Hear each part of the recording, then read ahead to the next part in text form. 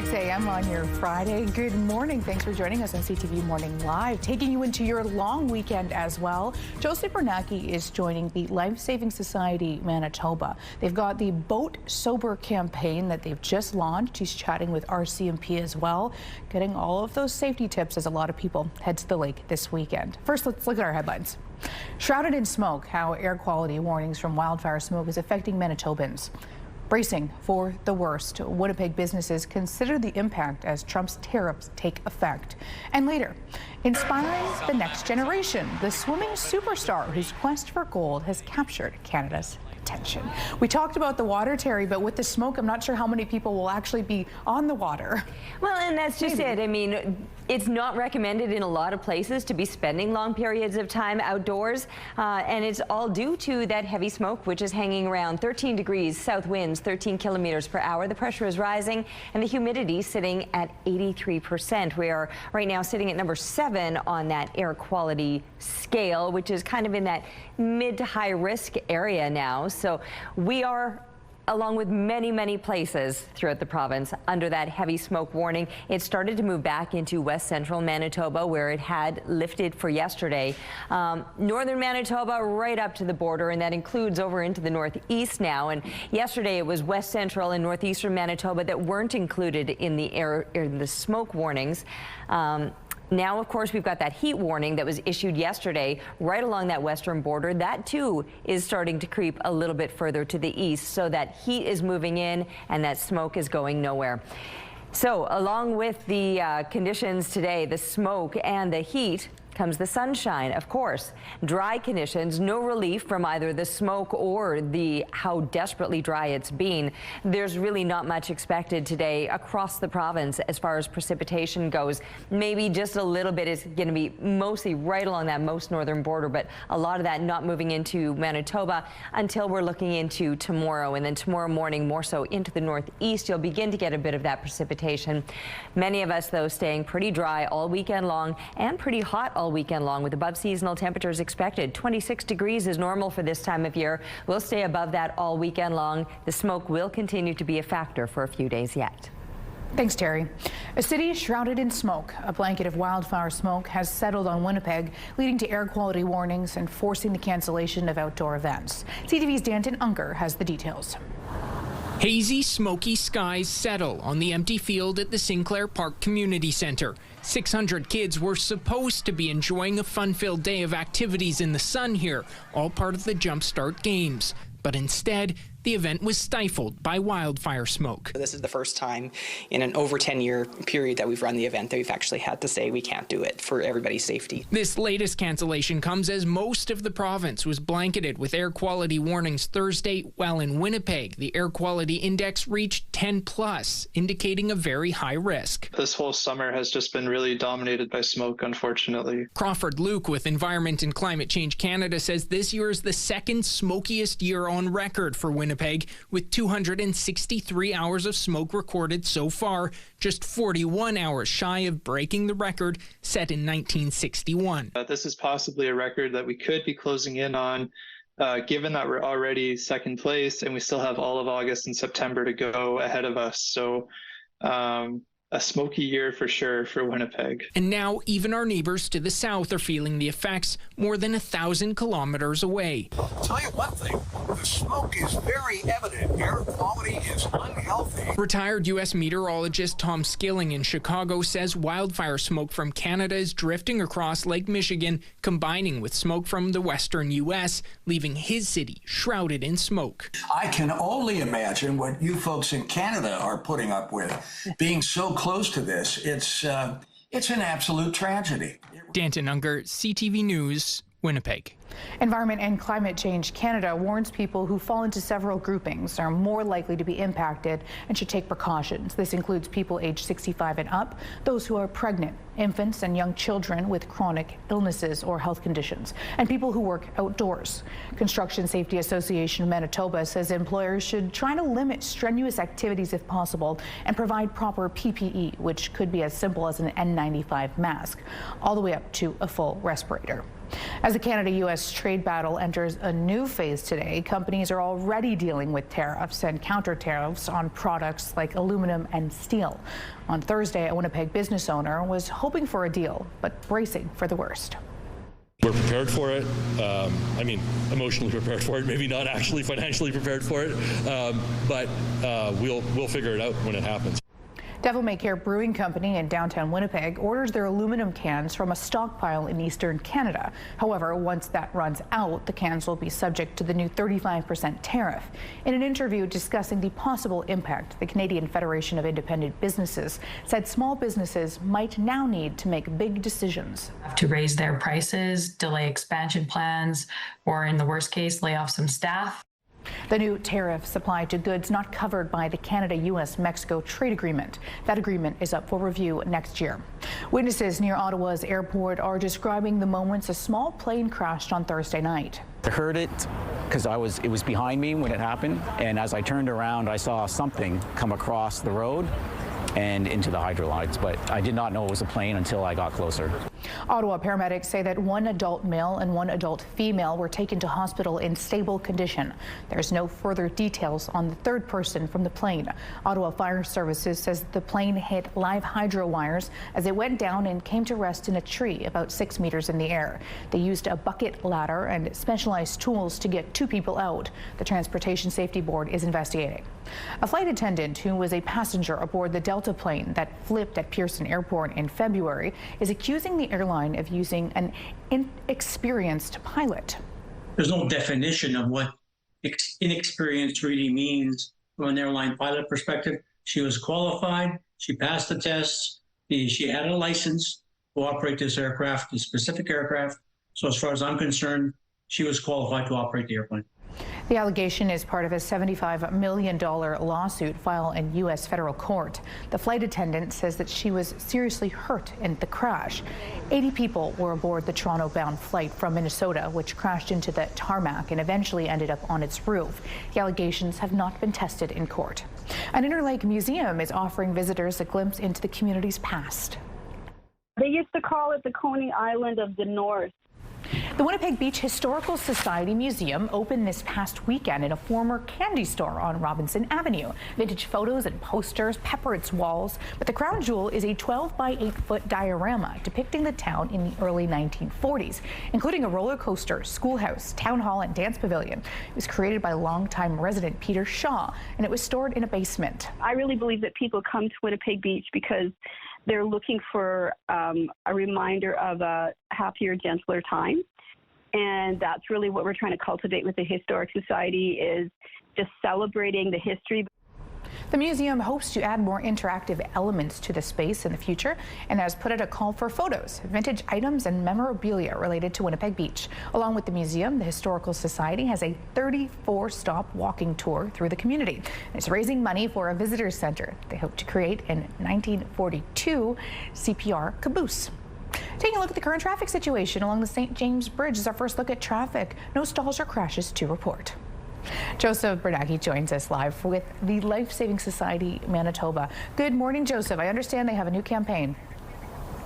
Good morning, Ainsley, and good morning, Manitoba. They sure do. Of course, it's the Boat Sober campaign. Very important as the Life Saving Society, of course, is a part of the Canadian Safe Boating Council. This morning, we're at the boat docks just off of Churchill Drive here in South Osborne. We're just here at the docks on the Red River. Of course, throughout the show today, we're going to be chatting, of course, with the Life Saving Society in about a half an hour's time, as a matter of fact. And throughout the show today, we're going to be speaking with a number of different organizations working to keep people safe on the river and, of course, knowing the laws. Of course, impaired boating is illegal. Throughout the show, we're going to be hopefully speaking with the RCMP, talking about the laws and regulations around the count, and statistics on people who are caught, obviously, on the river. We're going to be speaking with WFPS, knowing what they do in emergency response situation. It happens more often than you think, and they're going to tell us more about those numbers throughout the 7 o'clock hour today. We're going to be back in about half an hour's time, like I said, with the Executive Director from the Life Saving Society. Stay tuned for your Friday CTV Morning Live. Thank you, Joseph. Terry's getting outside too, and Terry, a woman in Northern Ontario, is looking for a new home for her personal garden carousel. I don't want to leave it to other people to deal with. No one in my family has the same passion. I have a niece that might, but she lives in Victoria. So that's Edna Scott. She's always loved horses and carousels. She's got a fully operational one in her yard for some time. And over the years, she's collected the antique animals on it. Some even date back to the 1900s. So she's painted pictures of the animals that come into her yard on it. It's been appraised at $114,000. That was my next question, is how much do these carousels cost? Oh, we gotta find some passion. Scott also is keeping one special horse on it. One of her late husband brought her. Oh. Okay, and I'm surprised that there's not a lineup or a massive queue of kids waiting to get into her backyard. That's how you offset the cost of it all. You charge admission. I do love a carousel myself. Probably not as passionate about it as she is. I can't imagine putting one in my backyard, but hey, it's cool. I love it. How does it feel upstairs? Speaking of cool, it's that out here. Our temperatures this morning just slightly below seasonal, and the fact that the sun has only barely begun to rise. So at 5:58, that was when it first kind of cracked the horizon. It's still not above the buildings in the downtown area. It's been a week now since I've noticed that, you know, coming out here on the rooftop, I don't have the sun to kick off things first in the morning. It's an adjustment for sure. So throw that extra layer on if you do plan on getting outside. But then again, we've been talking about the smoke, and you're probably not going to be getting outside for long because the smoke will keep you indoors for a lot of the day, perhaps. 10 degrees right now. Those winds are out of the south, 9 clicks.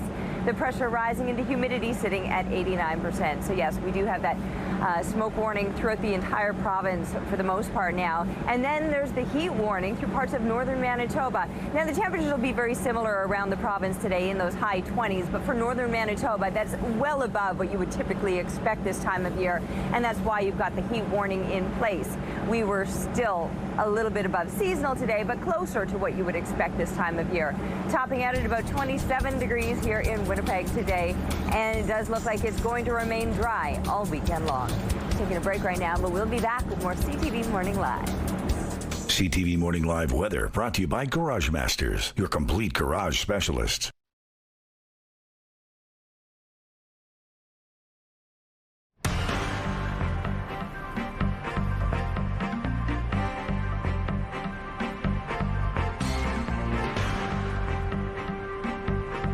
Good morning. It's 6:15.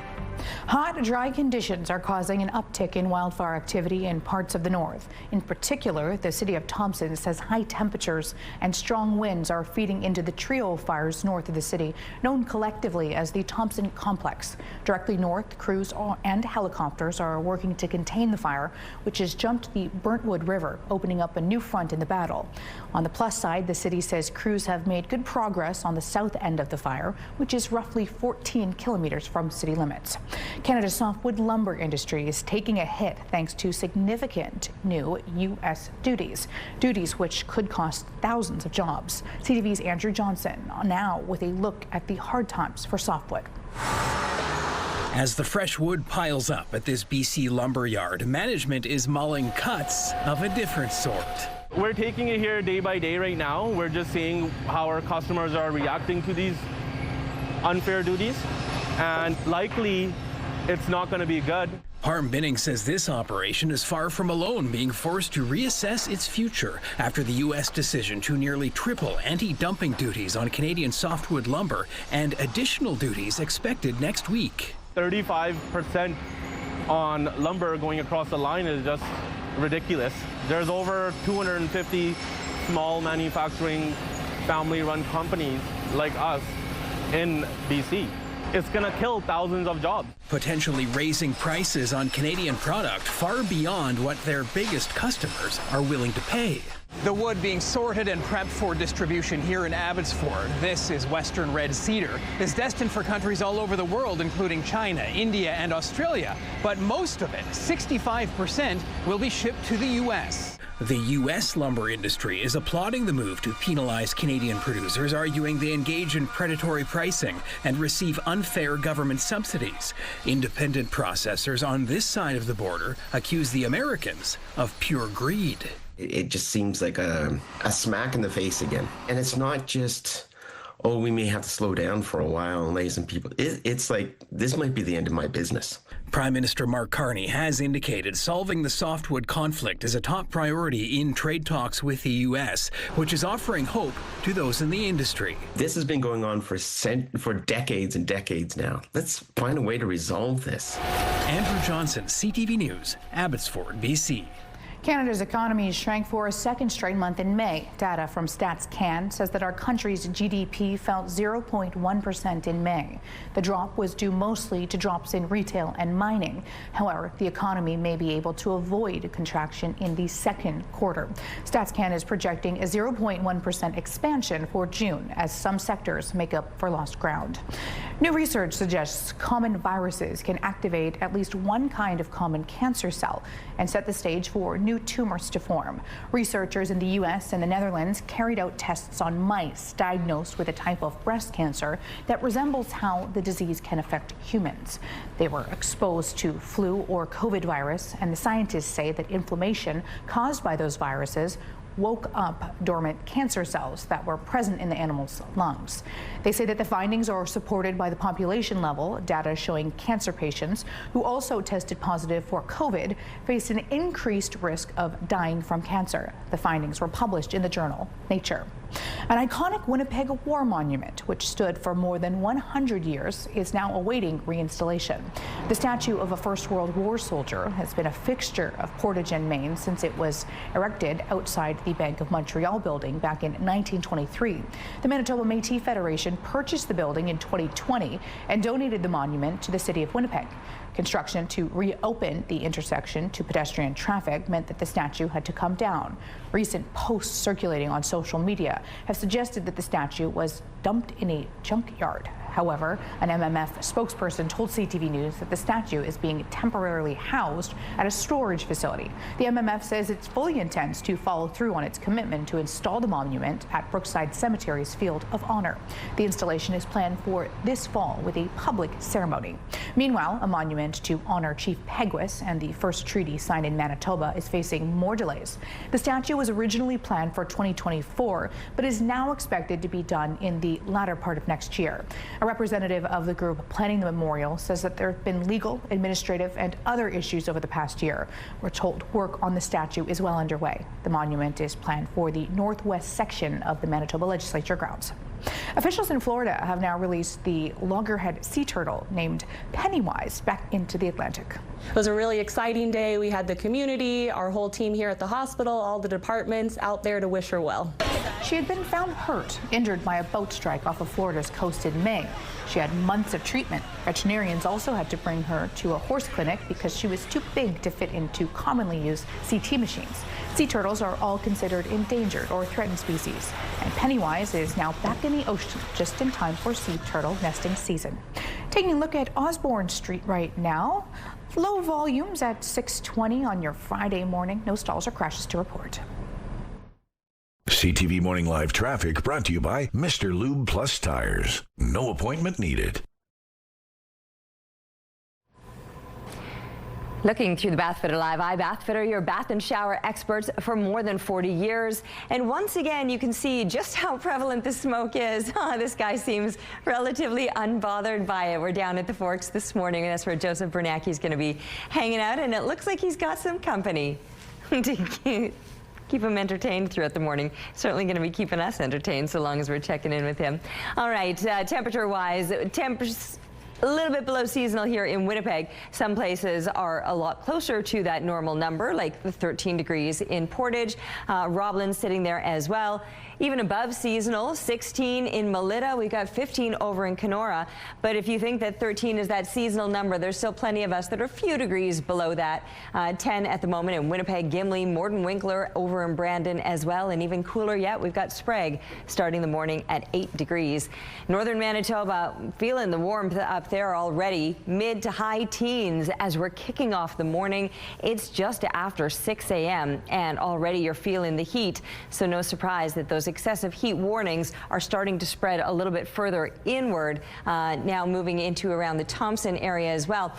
The smoke is across pretty much the entire province. The exception will be right along this west central border, but many of us are dealing with the smoke, and then parts of northern Manitoba dealing with the heat as well. Sunny, clear, dry conditions for the most part across the province. There might be a little bit of precipitation in the very far northeast, a slim chance of some showers today, but for everybody else, a dry one. And take a look at how these temperatures will be heating up today. Midday, and we're already in the mid-20s or high 20s in parts of northern Manitoba, where you're likely to be cracking the 30-degree mark, which is why you've got those excessive heat warnings in place. Slightly above seasonal here in the south, 27 as opposed to the seasonal 26 degrees, but it will get even hotter as we continue on through the weekend, and it looks like it's going to remain dry for a stretch of days. Not until early to mid next week will we likely see some of that precipitation.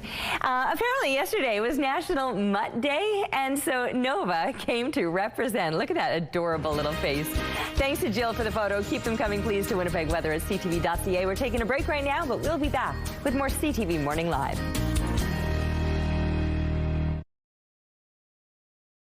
Good morning. A Hillsboro, Oregon arcade is packed wall to wall with pinball machines, vintage toys, and nostalgic memorabilia. It's now been named the best in the country by Newsweek. John Adams reports. Walking through the Next Level Pinball Museum in Hillsboro is like taking a stroll down memory lane. We are floor-to-ceiling vintage toys and collectibles, signed movie paraphernalia, world's largest lunchbox collection, and then, like I said, on top of that, the second largest arcade in the world. The arcade opened its doors in 2017 as a way for the owners to pay homage to their father, a vintage toy collector.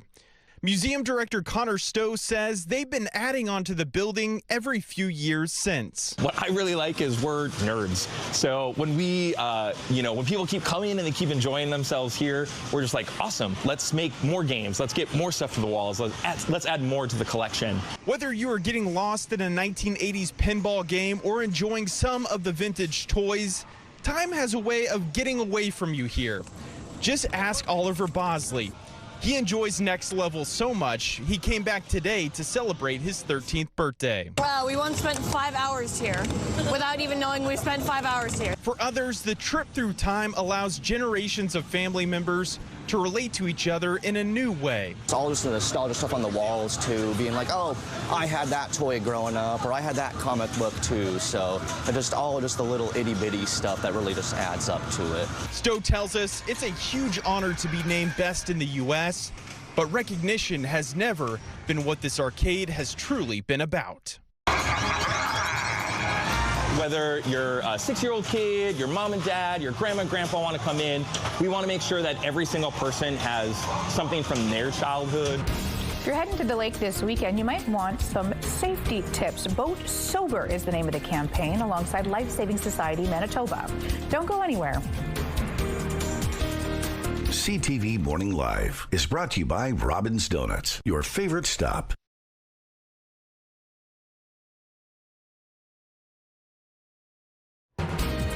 There's a look outside, checking in on some kayakers up bright and early. Scott, our cameraman, is just along Churchill Drive. That's where you'll be able to spot them if you want to go and take in that scene. How serene, honestly, how serene. I mean, there's the smoke, sure, but what a great morning otherwise to be out on the river. It's 10 degrees with south winds 9 kilometers per hour. The pressure is rising and the humidity is sitting at 89%. What a lovely way to kick off your morning, out for a bit of a paddle. You get immersed in nature. You get a little bit of exercise too. All right, back to this map. Purple pretty much across the entire province. The dark purple, that is the heavy smoke warning. Yellow is the far parts that we're seeing off to the east there, which is just a slightly downgraded version of it. But most of us, as you can see, through Manitoba, northwestern Ontario, under that heavy smoke warning. And then the more magenta purple, look at how nicely coordinated our map is this morning, isn't it? Anyway, that is the excessive heat warning, and my goodness, those temperatures will be on the rise through northern Manitoba, hitting up into that 30-degree zone, and really just no relief because now we're dealing with not just the heat, that heavy smoky air as well, and no sign of precipitation. It's going to be a dry weekend ahead. Sunny, smoky, 27 degrees. That's where we're headed here in Winnipeg today. 26 is a normal daytime high, so we're close to that, just a little above. Winds out of the south today at about 15 kilometers per hour will remain overnight, still out of the south, but the clear and smoky conditions will also likely remain. 16 degrees is where we'll drop off to, and a little bit warmer for tomorrow, up to 29 degrees. A slightly stronger wind out of the south. We're really just not getting that improvement, though, that we would like to see regarding the air quality, and we're not likely to see much in the way of precipitation until we're starting to look ahead into the early to middle of next week. Tuesday, Wednesday, maybe some showers with some thunderstorms. Aside from that, hot, sunny and dry. Thanks, Terry. A Winnipeg man is going to prison after being convicted of a decades-old strangling homicide case in New Jersey. Robert Allen Creeder was sentenced to 10 years in prison for first-degree aggravated manslaughter in the 1997 death of 23-year-old Tammy Tignor. Her body was found on a dirt road near Washington Valley Park, about 50 kilometers west of Newark. 85% of his sentence will be served without parole. This in exchange for a guilty plea. Creeder was formally sentenced last week, according to the Somerset County Prosecutor's Office. Creeder moved to Winnipeg in 2002, 5 years after a New Jersey strangling. Voting by Canada Post workers on a new offer wraps up today. The final offer is said to include a 13% pay hike over 4 years. It would also add part-time workers that Canada Post calls necessary to stay afloat. The union for about 55,000 workers has urged its members to reject the offer. If that does happen, the union says it will get in touch with the management immediately to invite them back to the negotiation table. The province is warning about a pair of potential measles exposures in southern Manitoba. It happened on July 25th at the CW Weeb Medical Center, urgent care in Winkler, on July 25th between 3 p.m. and 5:30 p.m. at about the Boundary Trails Health Center Emergency Department between 10:15 a.m. and 4:30 p.m. the following day. Anyone who is at those locations during those times is encouraged to check their immunization records and monitor for symptoms for about 3 weeks. Many people are still enjoying their summer vacations, and that may mean renting a car in Canada or another country. There are many different rental companies to choose from, and they can have different rules about who they'll rent to, including how old you are. CTV's Pat Foran has more. My whole mission in this is just to let people know. Carol Ann and John Jenisak of Oakville recently visited with family in British Columbia. Before they left, they made sure to book a rental car. But when they got to the rental counter in Victoria, they got a surprise. When John handed her his driver's license, she said, "Oh dear, I'm sorry, but we can't rent to you because you're over 79. Which we had never heard of before. Carol Ann was still 79 for another 3 months, so luckily she was able to rent the car as long as she did the driving, and John, who was 85, didn't get behind the wheel. The couple says the situation could have been worse. If you had a trip arranged and you put deposits on hotels, that could be quite costly. The Jenisaks rented a car with National Car Rental, whose parent company is Enterprise Mobility. A spokesperson told CTV News the National Car Rental branch in Victoria, BC, sets its own policies and procedures. Their age requirements for rental are outlined on their website under key facts and policies when you begin a reservation. Every rental company is different, and some don't have age restrictions, but some do. You could be denied a rental car if you're over 79 years of age, over 70 outside of Canada, if you're younger than 21 or 25 years old, if you have limited driving experience, have a bad credit rating, if you don't present a valid driver's license, or you don't have the proper form of payment. Most rental companies won't accept cash without a credit card on file. Last year, CTV News did a story with Brian Barnard of Etobicoke, who was denied a car rental because he wanted to pay with a prepaid credit card. It was frustrating to go all the way there and then to be told that, you won't take my form of payment. If you're planning to rent a car, you'll want to check the fine print to make sure your trip goes as planned. Pat Foran, CTV News. RCMP in southern Manitoba are asking for your help after a large amount of fuel was stolen from a farmyard. It's believed that the theft happened sometime between July 16th and 18th on a farm in the RM of Stanley, 7 miles south of Winkler. Mounties say that around 3,400 liters of diesel and close to about 950 liters of gasoline were siphoned out of fuel tanks. The combined value of the fuel is more than $5,500. Anyone with information is asked to call Carmen RCMP or Crime Stoppers. A Jets defenseman who just signed a multi-million-dollar contract says he's happy to pull down roots in Winnipeg and enjoy some pasta. I've definitely found that there's a lot of good hole-in-the-wall restaurants around Winnipeg, especially Italian restaurants, so that's been good. As we showed you yesterday, the Jets have made a 3-year deal with Dylan Samberg. It's worth $5.75 million per season. The 26-year-old set career highs in goals and points last season. Samberg says that Winnipeg is a great place to play hockey, and Manitoba reminds him of his home in Minnesota. It reminds me a lot of home. Just less trees up there, but everything, the weather's the same from where I grew up, and everything's pretty much the same, and everyone's really been nice and welcoming, which is great. The Jets finished with the best regular season record in the NHL last season, but were eliminated in the Stanley Cup playoffs. The Jets begin their preseason schedule September 21st against the Minnesota Wild, Samberg's home state. Taking a look at the current traffic situation along the Norwood Bridge, doesn't look like there's too much going on there right now. CTV Morning WPG on X is where you can give us those notes. Taking a look at your gas prices, the Canadian average stands at $1.38. The provincial average slightly lower, $1.34, and in Winnipeg the average is $1.36. Lowest price in the city, $1.19. Find this all at gasbuddy.com. Price at the pump brought to you by kidneycard.ca. Get a free tow and a tax receipt for value of your car. By the water this morning is where Joseph Bernanke is. The Life Saving Society of Manitoba has helped set up this live and give us a lot of good educational pieces, including their campaign. Good morning, Joseph. Thanks, Ainsley. Good morning. And of course, good morning, Manitoba. That's this time very pleased to be joined by Lynn Stefanchuk, the Executive Director of Life Saving Society. Always a pleasure to have you on our show. Thank you so much. Yeah, this is a really important time of the year, obviously, for your organization. Talk to our viewers this morning, if they're not familiar with the Boat Sober campaign, why it's critical information for Manitobans. We're headed into a long weekend. People want to be out on the water and out on their boats, and we just want to impress upon people the dangers of boating while drinking, while indulging, and that it's so much better to leave that stuff on the shore. The stats are a little bit sobering in Manitoba when it comes to drowning fatalities involving alcohol. And we just want to make sure everybody's having a good time and they're safe. You mentioned some of those stats. I guess my next question for you would be, is impaired boating a real problem here in the province? For sure. We do trend pretty well above the national average, so we need to do a lot of work on making Manitobans aware that it's an issue and that they need to take precautions and be much safer. What do you attribute to that? Do you think people take it for granted simply, Lynn?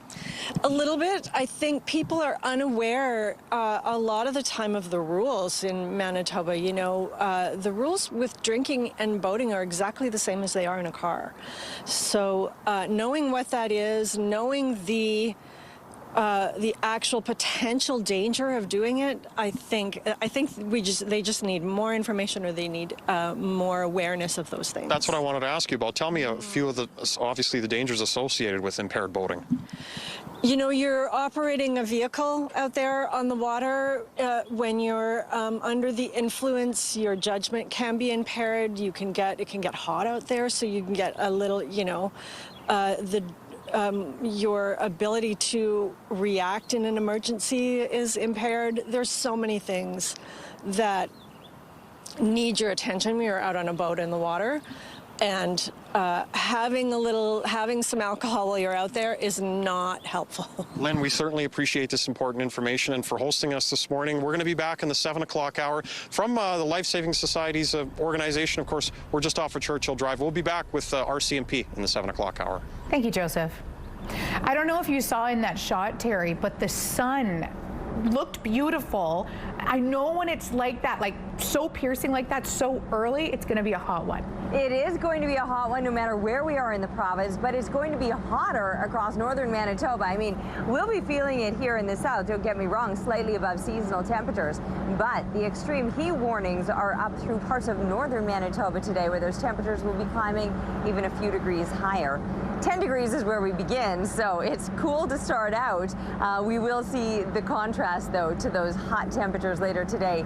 The winds at the moment, they're out of the south. They're 9 kilometers per hour. The pressure is rising and the humidity is sitting at 89%. I'm still waiting to see the sun at this point, and I can't quite tell if it's not above some of the buildings of the downtown area or if it's just tucked behind some of the buildings now as it moves through the sky, but I haven't seen that sunshine yet. I am seeing still plenty of smoke. We're dealing with that throughout the province with those heavy smoke warnings in place for pretty much everybody. The exception is right along that very west central part of the province. Places like the Pas, Swan River might have some of the best air quality today. Most of us, though, are dealing with the smoke and then, yes, the heat as well, especially through parts of northern Manitoba, the northwest. Oh, there's that orange sun shining up in the sky, so it is above the buildings. It's just not in my view. Thank you for bringing it into my view. Make sure you're using your sun smart. Even with that smoke, you can still burn. You've got to stay hydrated too. As I mentioned, it's going to be a hot one today. We'll see you right after this break. CTV Morning Live Weather brought to you by Mr. Lube Plus Tires. Same-day oil and tire changes. Looking at the early markets, the Dow Jones taking a tumble overnight. The NASDAQ and S&P index are also trending lower. The loonie is trading at just over 72 cents U.S. The Hang Seng losing 265 points. The Nikkei index is down by 270. Good morning. The wildfire situation is said to be holding steady near the community of Snow Lake. In a Facebook post from last night, the town reported crews were actively responding to flare-ups near Lawler Road and in the New Brit area. Heat and dry conditions pose challenges, but according to the town, coordinated efforts across several fire crews using a range of equipment and tactics helped maintain control on Thursday. U.S. President Donald Trump also increased tariffs on dozens of countries around the world, ranging from 10% to 41%. CTV's Joy Melbourne looks at the president's power move and the legal challenges he still could face. Surrounded by athletes, President Donald Trump flexing his trade muscles in the Oval Office. Here he is. Oh, that's still very strong. He's a strong guy. He didn't get 90 trade deals in 90 days, as the administration claimed, 6 or 7 maybe. Still, he's feeling good, calling his agreement with the European Union the biggest trade deal in American history. Trump slapped a 15% tariff on South Korean goods, but placed higher tariffs on India and a whopping 41% on Syria.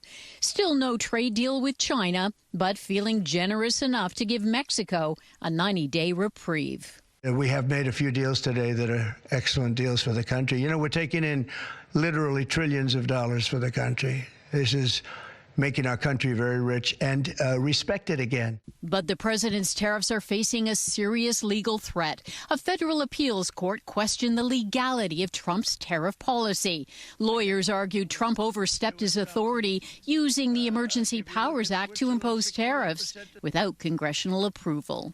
It is concerning, I think, that one man has so much of claims that he has so much power over the world economy. Challenging the president is not a fight New York wine importer Victor Schwartz thought he'd ever have, but says he's got no choice. One of my biggest competitors, very successful company, they are slashing prices by 50% on a third of their portfolio this month, just to pay the tariffs. It's crazy.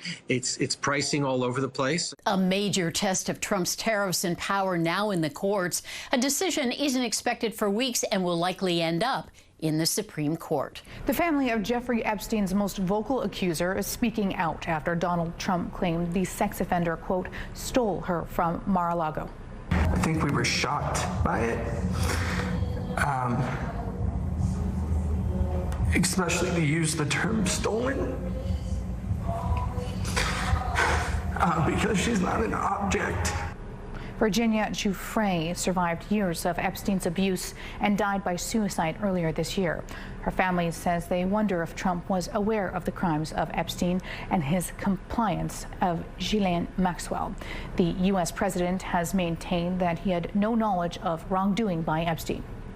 Now for an update in the Winnipeg City Council by-election in Elmwood East Kildonan. Another candidate has thrown their hat into the ring to replace the late councillor Jason Schreier.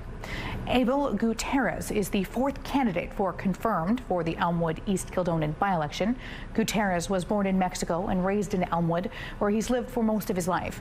He spent 20 years in the construction industry and currently serves as a senior project manager.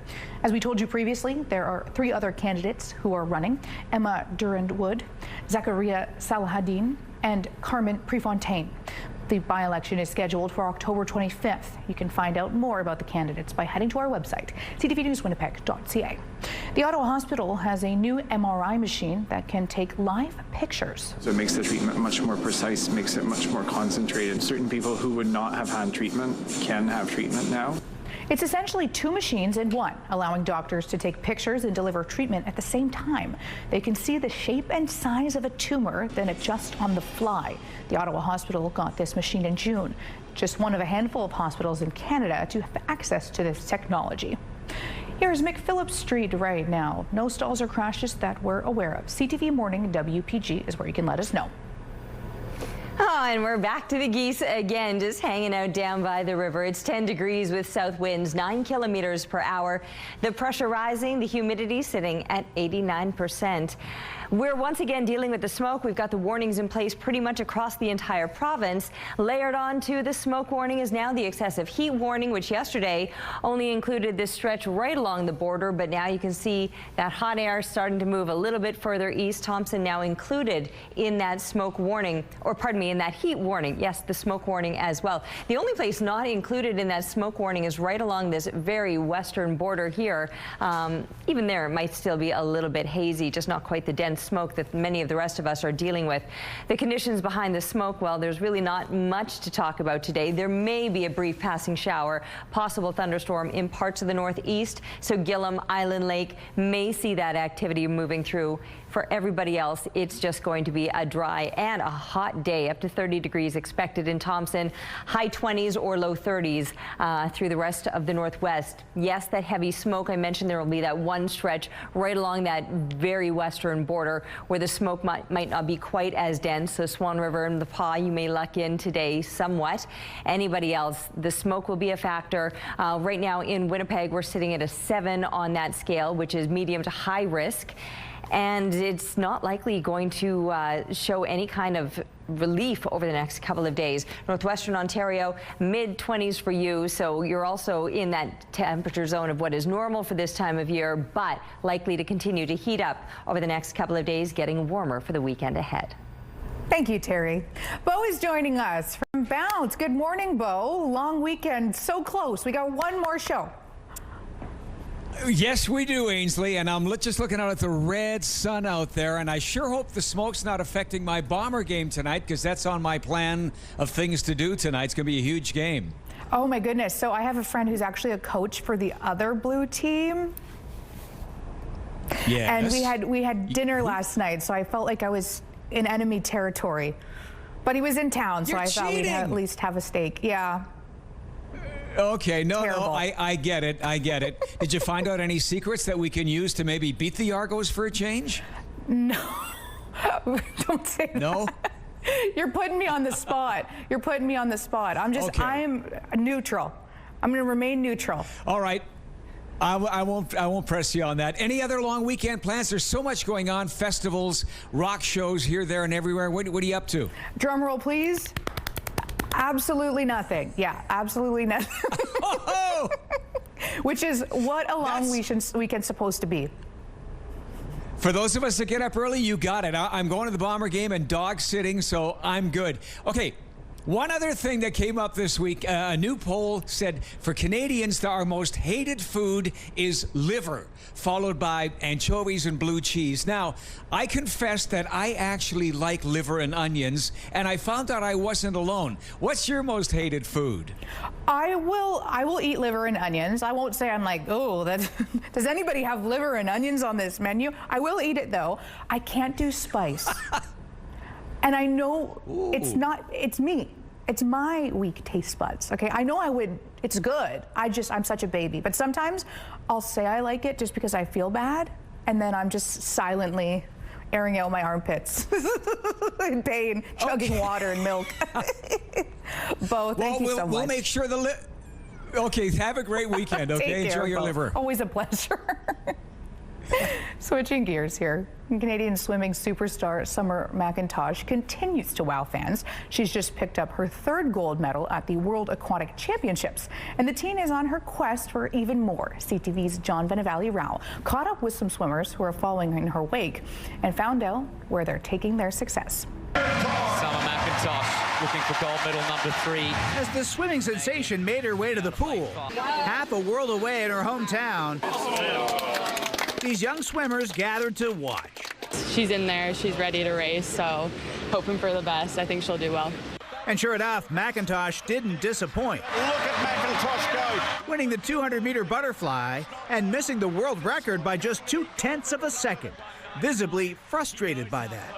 I didn't reach my goal tonight, but happy with the gold, happy with the win, and just gonna keep pushing forward. McIntosh is looking strong. Already she's won 3 golds in individual events and has her sights on scooping up 5 at a single World Swimming Championship, a feat that's only ever been pulled off by megastar Michael Phelps. Crazy. She's like a literal machine.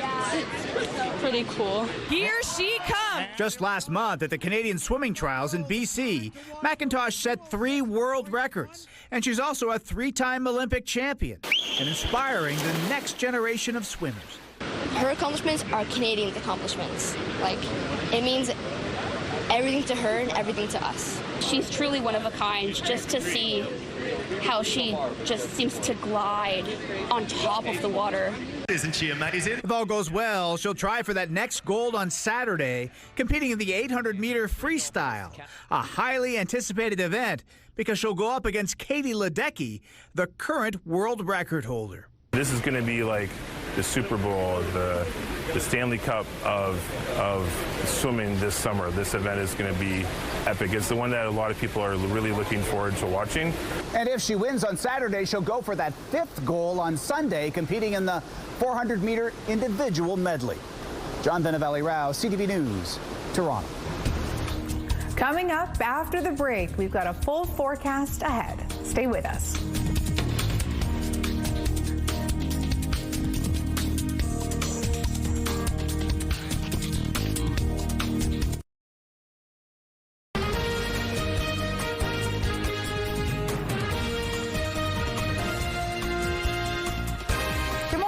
Smile, it's Friday. We're so happy to be taking you into your Friday long weekend. Joseph Bernacki is chatting with Life Saving Society Manitoba about the Boat Sober campaign and some useful reminders as you might be heading to the lake this weekend. It's also a conversation this hour with Black History Manitoba about Emancipation Day. August 1st is marked that day officially in this province. We'll have details on that. Let's have a look at your headlines first. Smothered by smoke, how this July ranks among the smokiest on record for Winnipeg. A new reality for Canadian business. Trump imposes 35% tariffs on Canadian goods. And safely stored, where an iconic war monument will be installed later this year. Outside, Terry, I almost inside feel the smoke on this whole week, really, but we've been feeling and seeing the effects of it. Most definitely, and it has been on the heavier side throughout much of this week. There's a look outside, and you can see just the effects of it. 10 degrees. We're also a little bit below seasonal, so 13 would actually be a normal low for this time of year. We've got winds out of the south. They're 9 kilometers per hour. The pressure is rising and the humidity sitting at 89%. So it is a little bit cooler than seasonal to kick things off, but that's not the case in many places. Parts of northern Manitoba, the pink that you're seeing, an excessive heat warning, and your temps this morning already in those mid to high teens. So that'll be in the pink zone, which is coupled with the heavy smoke warnings. Most of the map is that dark purple, many of us under that heavy smoke warning. And then, yes, on top of that is the excessive heat warning through parts of northern Manitoba. Condition-wise, aside from the smoke and the heat, there's not much to show you here. Very little relief as far as precipitation goes. If we do see any, maybe parts of northeastern Manitoba may see a brief passing shower maybe a thunderstorm. Places like Gillam, Island Lake, talking about you. For everybody else, sunny, dry, smoky, yes, and that's going to continue on through the weekend. Now, parts of northeastern Manitoba, tomorrow, better chance of some of that precipitation rolling through, but really just staying in that very northeastern part of the province. Most of us still sunny, dry, and the temperatures will actually continue to heat up over the course of the weekend. 26 degrees is normal for this time of year here in Winnipeg. We'll go just beyond it today, but still get warmer yet as we're moving through the weekend with no sign of precipitation till about early to mid next week. It was the grade 2 class at Lavallee School, Mrs. Abrams' class, who did the art for us today. And thank you for sending this in. We appreciate that. Keep the pictures coming, please, to Winnipeg Weather at ctv.ca. Thank you for that, Terry. Our city is shrouded in smoke. A blanket of wildfire smoke has settled on Winnipeg, leading to air quality warnings and forcing the cancellation of outdoor events. CTV's Danton Unger has the details. Hazy, smoky skies settle on the empty field at the Sinclair Park Community Centre. 600 kids were supposed to be enjoying a fun-filled day of activities in the sun here, all part of the Jumpstart Games.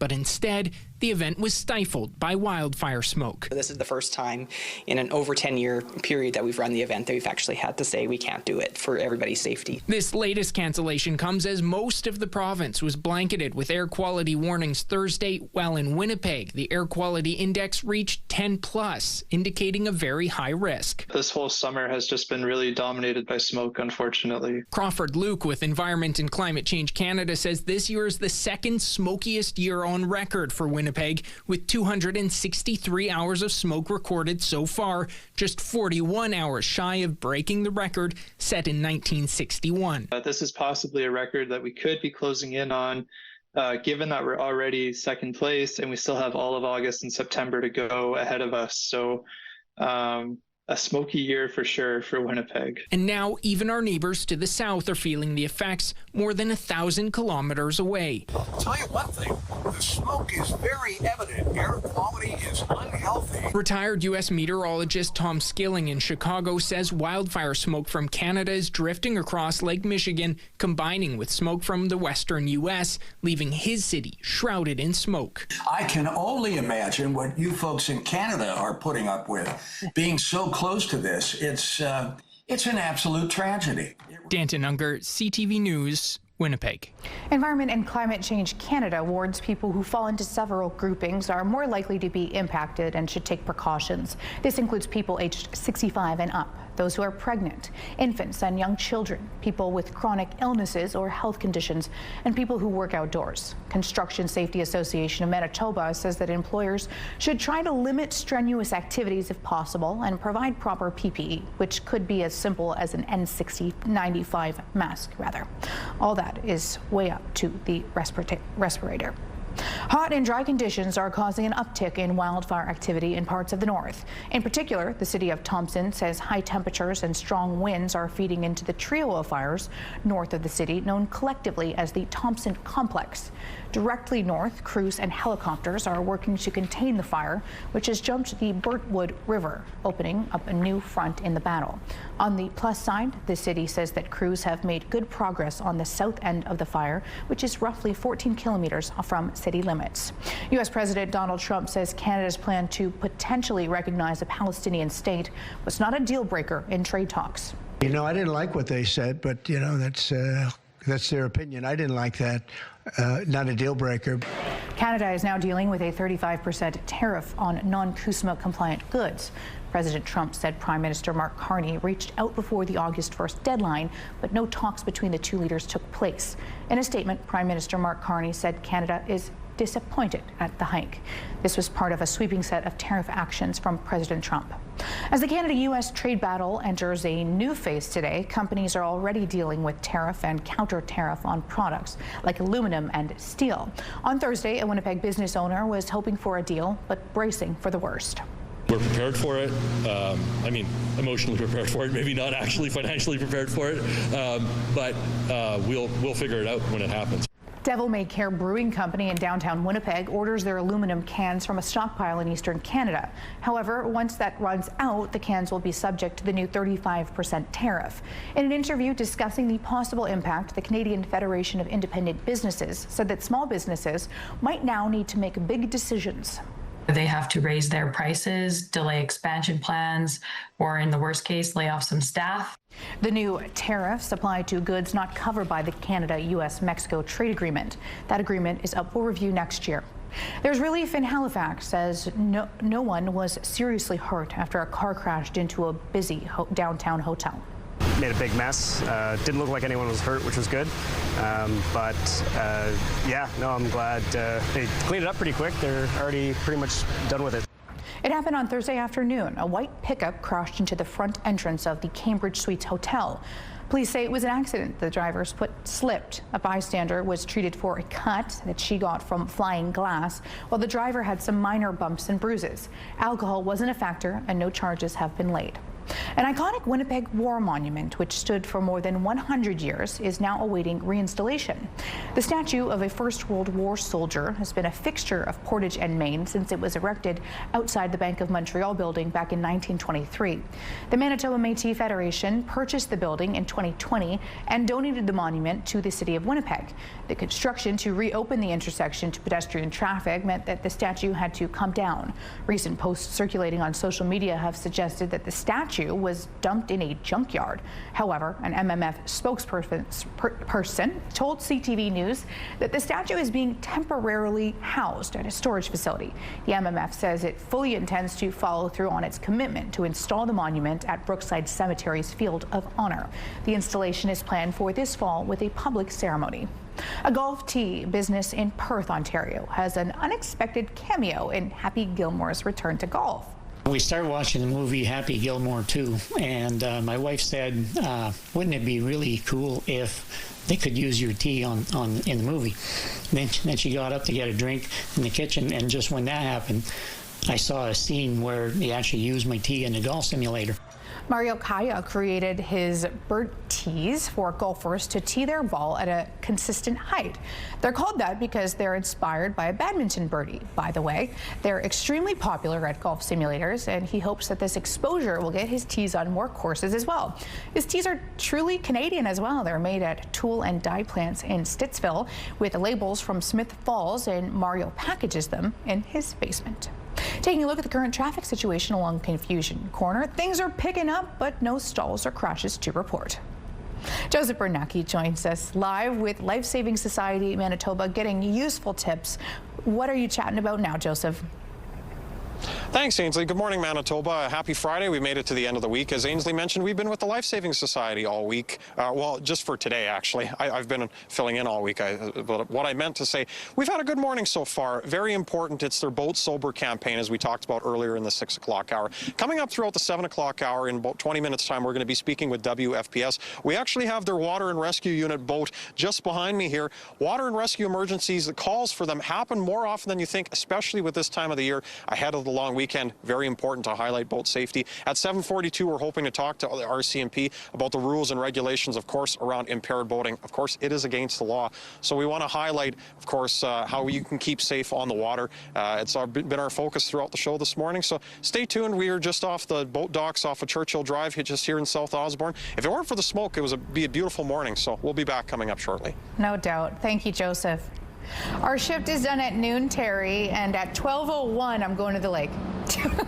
Very nice. I'm not going to tell you what time I'm leaving today. I know. All right, I'm standing out here enjoying the sunshine, but there is still a bit of a smoky haze. But finally, I can see it as it's come out from behind the buildings in the downtown area. Come on, it's Friday of the long weekend. You tell me any other person other than Ainsley who isn't going to leave the office a little bit early today.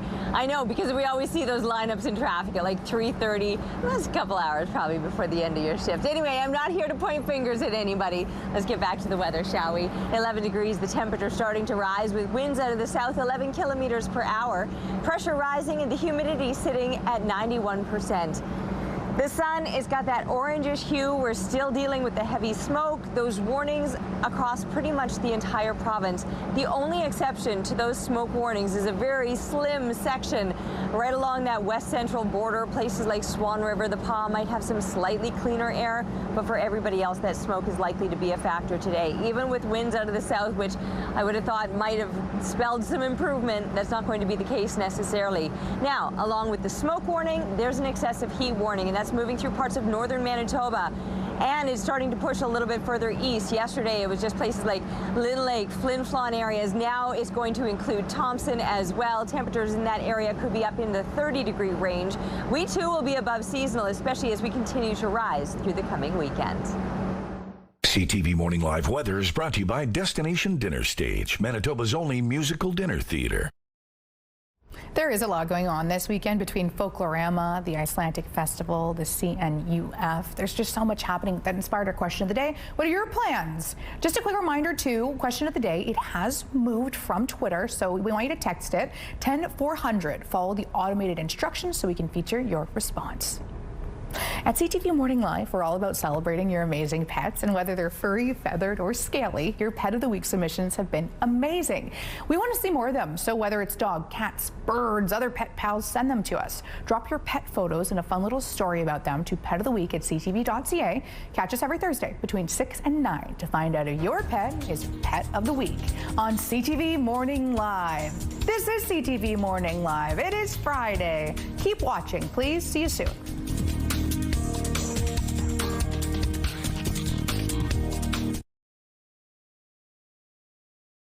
Good morning, it's 7:15. A Winnipeg man is going to prison after being convicted of a decades-old strangling homicide case in New Jersey. Robert Allen Creeder was sentenced to 10 years in prison for first-degree aggravated manslaughter in the 1997 death of 23-year-old Tammy Tickner. Her body was found on a dirt road about 50 kilometers west of Newark. 85% of his sentence will be served without parole. This in exchange for a guilty plea. Creeder was formally sentenced last week, according to the Somerset County Prosecutor's Office. Creeder moved to Winnipeg in 2002, 5 years after the New Jersey strangling. U.S. Special Envoy Steve Witkoff will be visiting Gaza today following reports that dozens were killed while waiting for food. Witkoff will be joined by U.S. Ambassador to Israel Mike Huckabee as both officials to work to coordinate increased food aid and hear directly from locals on the ground. The Gaza Health Ministry says 111 people were killed on Wednesday, 91 of them while seeking humanitarian assistance. A hospital director told the BBC that more than 50 were killed and 400 injured near a northern crossing. Gaza's civil defense agency accuses Israeli forces of opening fire on crowds, while the Israeli military says that only warning shots were fired and no casualties were reported. Witkoff is currently in Israel, meeting with Israeli Prime Minister Benjamin Netanyahu to discuss aid efforts. An Interlake museum is offering visitors a glimpse into the community's past. They used to call it the Coney Island of the North. The Winnipeg Beach Historical Society Museum opened this past weekend for a former candy store on Robinson Avenue. Vintage photos and posters pepper its walls, but the crown jewel is a 12 by 8 foot diorama depicting the town in the early 1940s, including a roller coaster, schoolhouse, town hall, dance pavilion.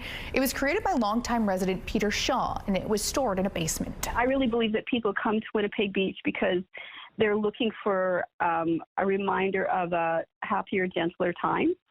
And that's really what we're trying to cultivate with the Historic Society, is just celebrating the history. The museum hopes to add more interactive elements to the space in the future. It has put out a call for photos, vintage items, and memorabilia related to Winnipeg Beach.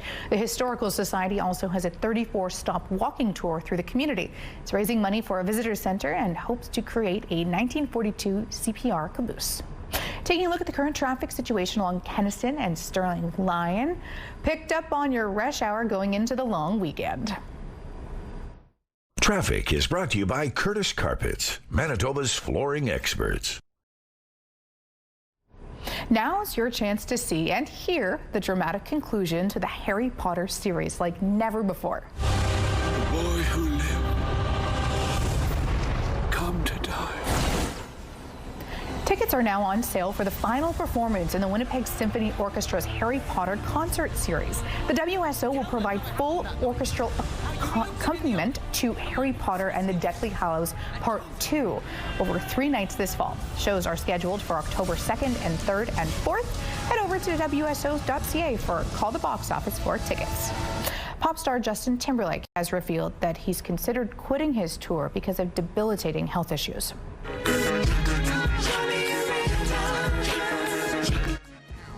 44-year-old Timberlake says that he's been diagnosed with Lyme disease, which left him in, quote, massive amount of nerve and pain and feeling fatigue or sickness while on stage.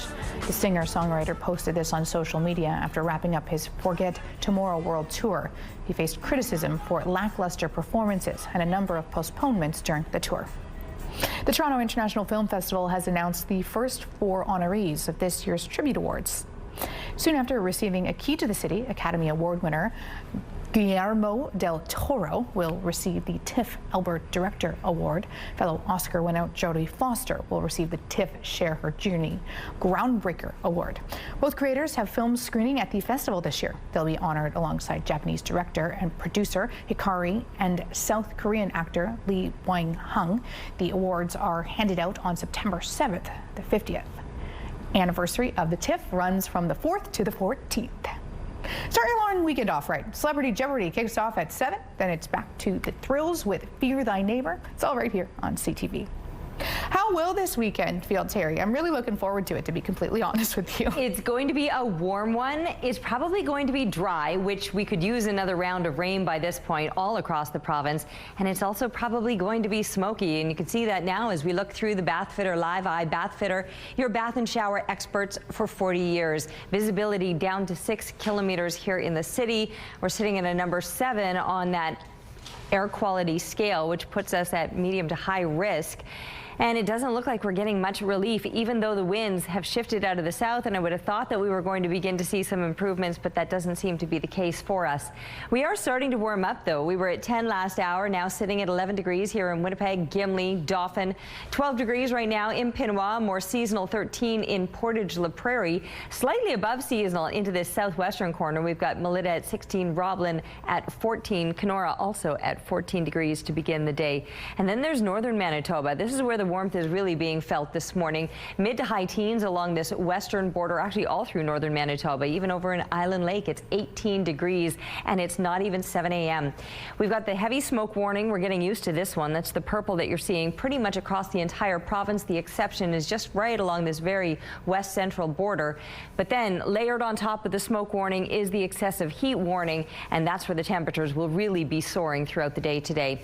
The conditions pretty much sunny and dry and of course smoky throughout the province. We'll watch today how the temperatures rise, and you'll see the difference between here in the south, where we're likely to be about seasonal, low 20s midday, but already by noontime today, pushing up into those high 20s through parts of northern Manitoba, where you will likely crack the 30-degree mark. We're pushing up into the high 20s.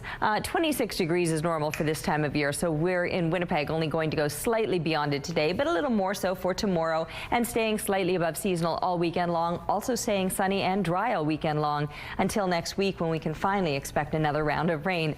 And little Nova representing for Mutts Day. International Mutts Day was yesterday apparently, so thank you to Jill for letting us know and to share this picture with us. Keep them photos coming please to Winnipeg Weather at ctv.ca. Thanks, Terry. It's that time of year, and CTV and Chicken Chef want you to share how you're soaking up the season. From concerts to getaways, whatever makes your Manitoba summer magical, we want to see it. We've seen some amazing moments so far, and now it's your turn to shine. Upload a photo of your summer fun for a chance to win the $5,000 grand prize, plus daily draws for $50 Chicken Chef gift certificates, and a gorgeous patio set from Windeck to elevate your outdoors. So what are you waiting for? Grab your phone, share your summer with us today.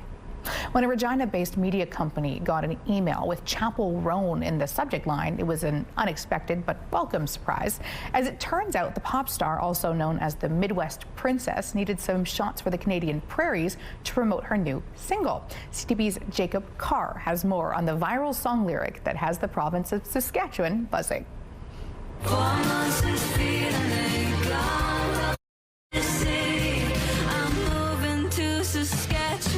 Regina's own Captive Media shot that teaser clip featuring Chappell Roan's lyric about moving to Saskatchewan. It's from her new song, The Subway, which officially drops at 6 p.m. on Thursday, with a music video to follow on Friday morning. Roan's representatives reached out to the agency about filming some Saskatchewan-based iPhone footage to help promote the single. We took it back to the team and we're like, we need to do more with this and give them the best that we possibly can. So yeah, it was pretty exciting, and the whole team was really revved up about it. Including David Senthavong, a recent hire at Captive. It's something you don't really come across of it like that often, especially with such a well-renowned artist around the world saying Saskatchewan in her song and also saying it correctly, which is great. The lyric also has others itching for Roan to come to the prairies. The NDP's Nathaniel Teed even penning a letter to her team. We really just thought this was such a great moment to bring someone with such an international scope to Saskatchewan. She says she wants to move here. We'll help her buy the house. We'll show her around. We'll show her what Saskatchewan folks are made of. Tourism Saskatchewan is also capitalizing on the moment, pairing up local landmarks with some of the pop stars' songs. Just in the last few days, we've had over 230 new mentions in the social media world, and you know, almost 40,000 new social interactions. So that's a lot of people thinking about Saskatchewan, you know, a place they may never have heard of before, Googling what's a Saskatchewan. In a 2024 Nardwar interview, Roan mentioned that she owes it to the people of Saskatchewan to play a show in the province. Time will tell if the Midwest Princess from Missouri will make a stop in the land of living skies. Jacob Carr, CTV News, Regina. Joseph Bernacki is joining us at 7:28 with the Life Saving Society Manitoba. Stick with us. When there is an emergency, the Winnipeg Fire Paramedic Service is out there doing rescues. Joseph Bernacki joins me now to explain ahead of the long weekend. Yes, thank you, Ainsley. Good morning, Manitoba. At this time, I'm very pleased to be joined by Juan Diaz. He's the coordinator for the WFPS Water and Ice Rescue Unit. Thank you for keeping Manitobans safe and for being a part of our show this morning. Thank you, Joseph. Yeah. So for our viewers tuning in this morning, Juan, where are we standing right now? We're at the Red Point on our water rescue boat. This is our main unit. It's called Water 131. Yeah. And talk to us, when you guys get the call for a water rescue, what does that look like in responding to an emergency? Yeah, so essentially once we get a call, it goes to a dispatch center, which is our communication center. After that, we get assigned that call. So a few of our water rescue units respond. That would be Water 131, perhaps Water 3 or Water 23, which involve our smaller water rescue units, assigned with another rescue unit just for water on the shore support. And I imagine sometimes the details can really vary, you know, but imagine more often you've heard a person is in the water that needs help. Absolutely. So that's our most common call, like person in the water in distress, just asking for help or whatnot. Yeah. We're standing, of course, on the boat right now. What are some of the tools you guys have at your disposal for when it comes to water emergencies? So we have a lot of different tools on this boat. Our ramp at the front actually deploys and goes down. If we need to make a rescue coming upstream, it makes it very easy. Same thing with in case we have somebody with a C-spine injury, we have a backboard that we're able to use, or reaching devices that we're able to deploy as well. You mentioned before we were live this morning, Juan, you guys receive calls upwards of more than 150 a year.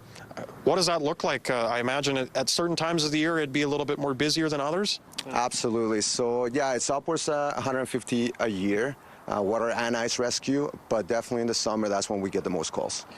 Obviously, you and I are wearing life jackets this morning. What other safety tips can you pass along to viewers when they're getting in a boat and trying to enjoy the summer? What else could you say? Yeah, so main things, you know, wear your life jacket always.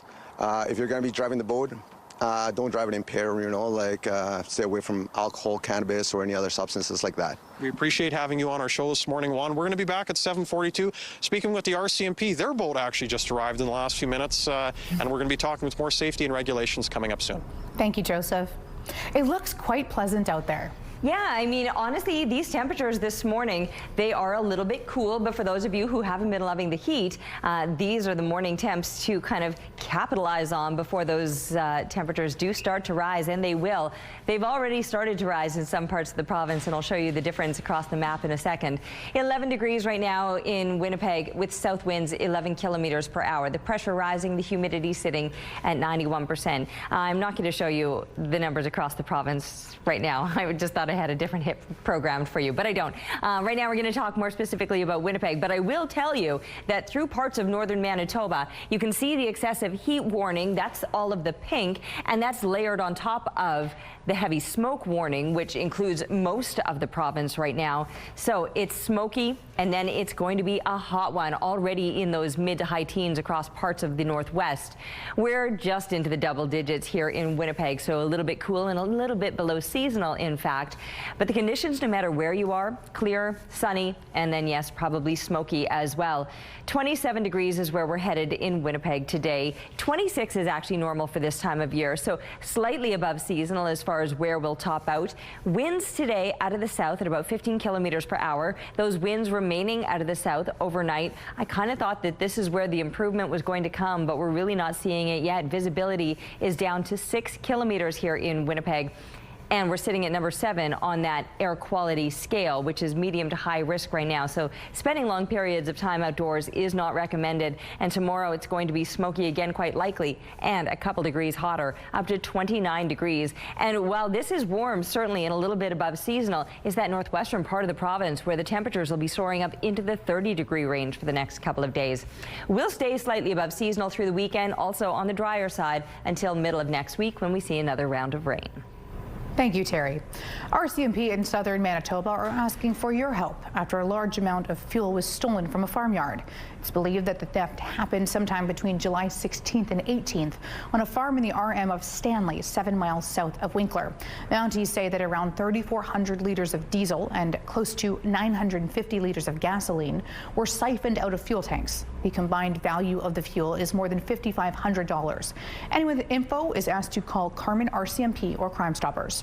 Witnesses near Ottawa's airport are describing the moments a small plane crashed on Thursday night. Heard it because it was behind me when it happened, and as I turned around, I saw something come across the road and into the hydrolites, but I did not know it was a plane until I got closer.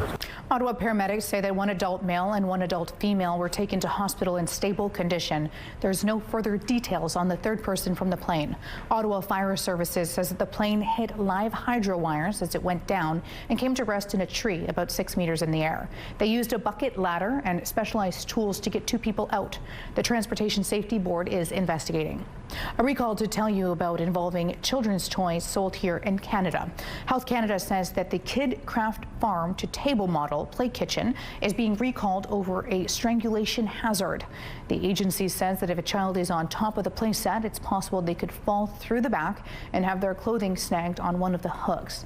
There's been one report of a child in the U.S. dying this way, but no reports of injuries here in Canada, where nearly 6,000 of the units were sold.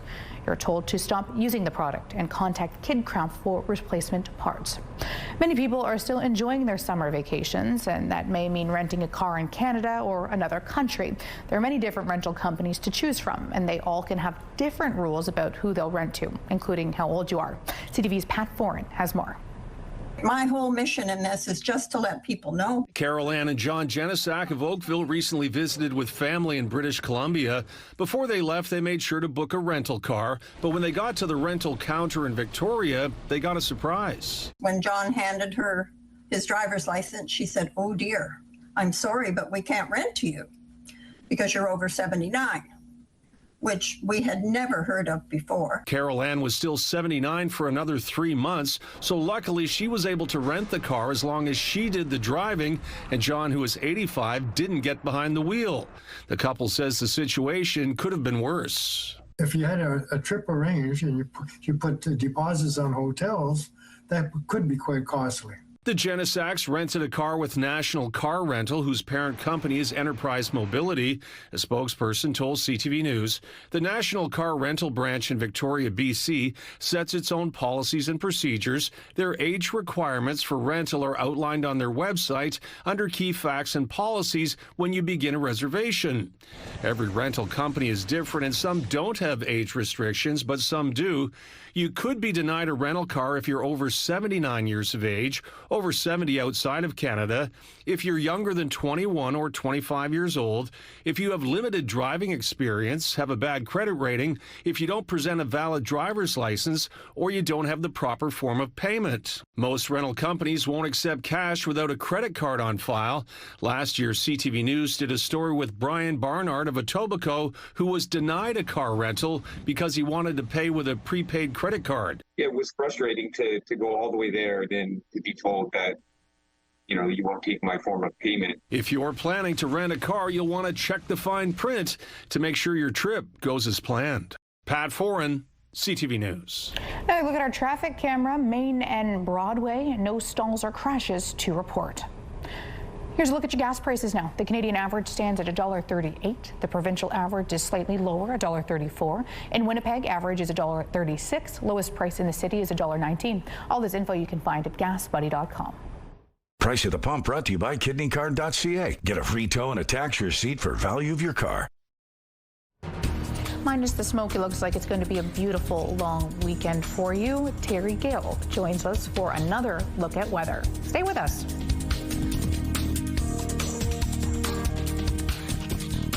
CTV Morning Live is brought to you by Robin's Donuts, your favorite stop. It's 11 degrees outside, looking a little bit brighter through the smoke. The winds out of the south are 11 kilometers per hour, the pressure rising, and the humidity sitting at 91%. Yeah, it took a little time to even start to look a little bit brighter out there. I mean, sure, the smoke maybe has something to do with it, but also the fact that the sun didn't even start to rise until 5:58, so just before we started the show. That's almost an hour later than its earliest earlier this summer when we were kind of at the peak of daylight. So yeah, starting to notice those shorter days, not cooler days in some parts of the province though. Our air quality map is also showing the warnings regarding the heat, and that's northwestern Manitoba. It's starting to creep a little bit further east yet, now including Thompson. Yesterday it was just along this western border, but now it's starting to move further yet. All across most of the province, I should say, the exception being this west central line. Most of us are included in that air quality map regarding the smoke as well. Here in Winnipeg, visibility down to 6 kilometers at this time. Not much to show you here on the satellite map because there really won't be much going on. The possibility maybe of some brief passing showers, maybe a thunderstorm in parts of the northeast. Aside from that, sunny, dry, hot conditions, and yes, the smoke will be a factor. Up to 30 degrees in Thompson today, high 20s or low 30s through most of the northwest. That west central part of the province is where the air quality might be just slightly better than others. So the Pas, Swan River may be a little bit sunnier, a little bit brighter, as opposed to the heavier smoke and kind of that grayish look that we've been dealing with here through southern Manitoba. Though we're not included in the excessive heat warnings, you can still expect slightly above seasonal temperatures here through southern Manitoba. 26 degrees, that would be a normal daytime high, and most of us will be a degree or two above that. And staying above that throughout this weekend. We will be feeling the heat, sunshine sticking around, the dry conditions. We need another round of rain, but it doesn't look like we're going to be seeing that. Not until we're looking ahead on the other side of the weekend and into the start of next week. So sunshine, heat, yes, and then that smoke will be sticking around too. Thank you very much, Terry. If you're heading to the lake this weekend, the message is simple. Do not drink and drive. And that goes with a boat as well. Joseph Bernanke joins me live with the Life Saving Society Manitoba alongside the RCMP as well, talking about some of the enforcement with that. Good morning, Joseph. Good morning, Ainsley, and good morning, Manitoba. Yeah, we're out on the water actually right now. We really appreciate the RCMP bringing us out here this morning. I'm very pleased to be joined by Sergeant David Portelance. He's the Marine Advisor for the division. Thank you so much for your time this morning. My pleasure. Happy to be here. Yeah, we're of course talking about a very serious subject, impaired boating. What can you tell us from the RCMP's perspective when it comes to the laws surrounding what people unfortunately decide to do out on the water? Yes, actually, to make it super simple and easy, basically compared to a vehicle. You cannot drive while impaired.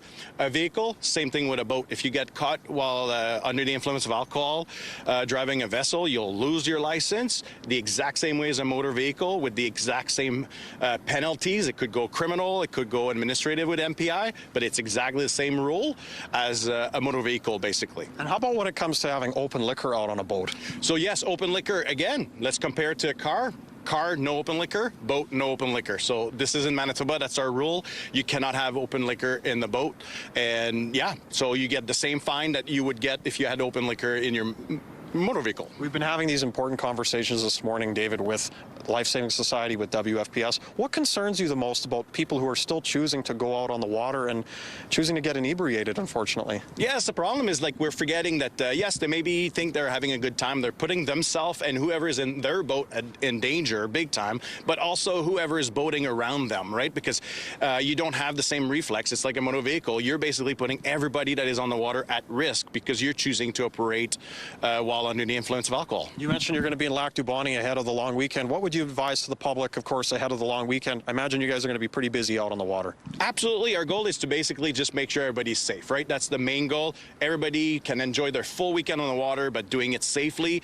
We'll be there to make sure that everybody has their safety equipment. It's all listed with Transport Canada website, but also, like, we'll be very strong and very severe about the alcohol on board of the vessel, for sure. Sergeant Portelance, we really appreciate the time and taking us out in beautiful views in front of the Esplanade here in St. Boniface this morning. We'll be back in the 8 o'clock hour speaking with a fisherman and Mad Winnipeg as well. So a couple more organizations helping keep you safe out on the water. Stay tuned.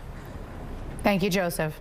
Omega-6 fatty acids play a key role in keeping your body running smoothly. You can find them in common foods like vegetable oils, butters, nuts, and seeds. But they do cause inflammation or help fight it, do they? ABC's Zoreen Shah explains. Indiana University researchers wondered if omega-6 fatty acids found in seed and canola oils might increase inflammation, which has been linked to health conditions such as heart disease and diabetes. After examining health data from nearly 2,000 people, the opposite turned out to be true. Those who consumed the most omega-6 fatty acids actually had lower levels of inflammation. While this is a preliminary study, it does suggest that the fats in seed oils might reduce inflammation, not worsen it. So experts suggest it is okay to reach for that canola oil while cooking, or add some seeds into your snack mixes, or spice up your smoothies with a spoonful of sunflower butter or a sprinkle of toasted sesame seeds. As long as you don't overdo it, experts suggest a moderate amount of seed oil in your diet may actually be good for you. The Winnipeg Seabears season continues, and we want you to be part of the action. The Seabears will be taking on the Brampton Honey Badgers on August 8th, so if you want to be in the stands, we've got the contest for you. CTV Morning Live is giving away a family pack of 4 tickets to give away to the game. Head to our website, ctvnewswinnipeg.ca. Hit our contest page for all the entry details. Do not miss your shot. Hello, it's Jermaine Franklin inside the TSN Sports Center newsroom with your must-see moment from Thursday. For it, we go to Montreal. National Bank Open third set tiebreak. Marta Kostyuk taking on Daria Kazatkina. Kostyuk on the run, falls down during the rally, but gets up and recovers to continue the point. Kostyuk on the run, then hits this amazing cross-court forehand. An incredible point. Persistence pays off. Kostyuk would win the tiebreaker to take the match. That's your must-see moment from Thursday. And tonight, it's Friday Night Football on TSN. Argos taking on the Blue Bombers. Pre-game starts 7 Central. That's all from the Sports Center newsroom. Have a great day.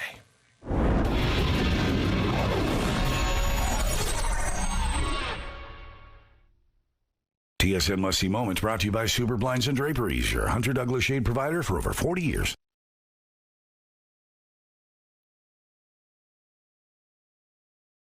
Weather brought to you by Blinds Are Beautiful at 900 Lorimer Boulevard, featuring Hunter Douglas shades. All right, I stepped outside, I had my jacket on, and then I was like, oh, I might not need it anymore. It's starting to warm up a little bit. The sun making all of the difference. The fact that it's risen now above the buildings in the downtown area, and I'm finding myself basking right in those rays now. 11 degrees at the moment, still a little bit below seasonal. 13, by the way, that would be a normal low this time of year. And just a slight breeze out of the south, 11 kilometers per hour. The pressure rising and the humidity sitting at 91%. Now the sun is up, but it is still another hazy, smoky day, and you're going to find that pretty much across the entire province. All of us, well, most of us, I should say, are under that heavy smoke advisory, or warning, pardon me.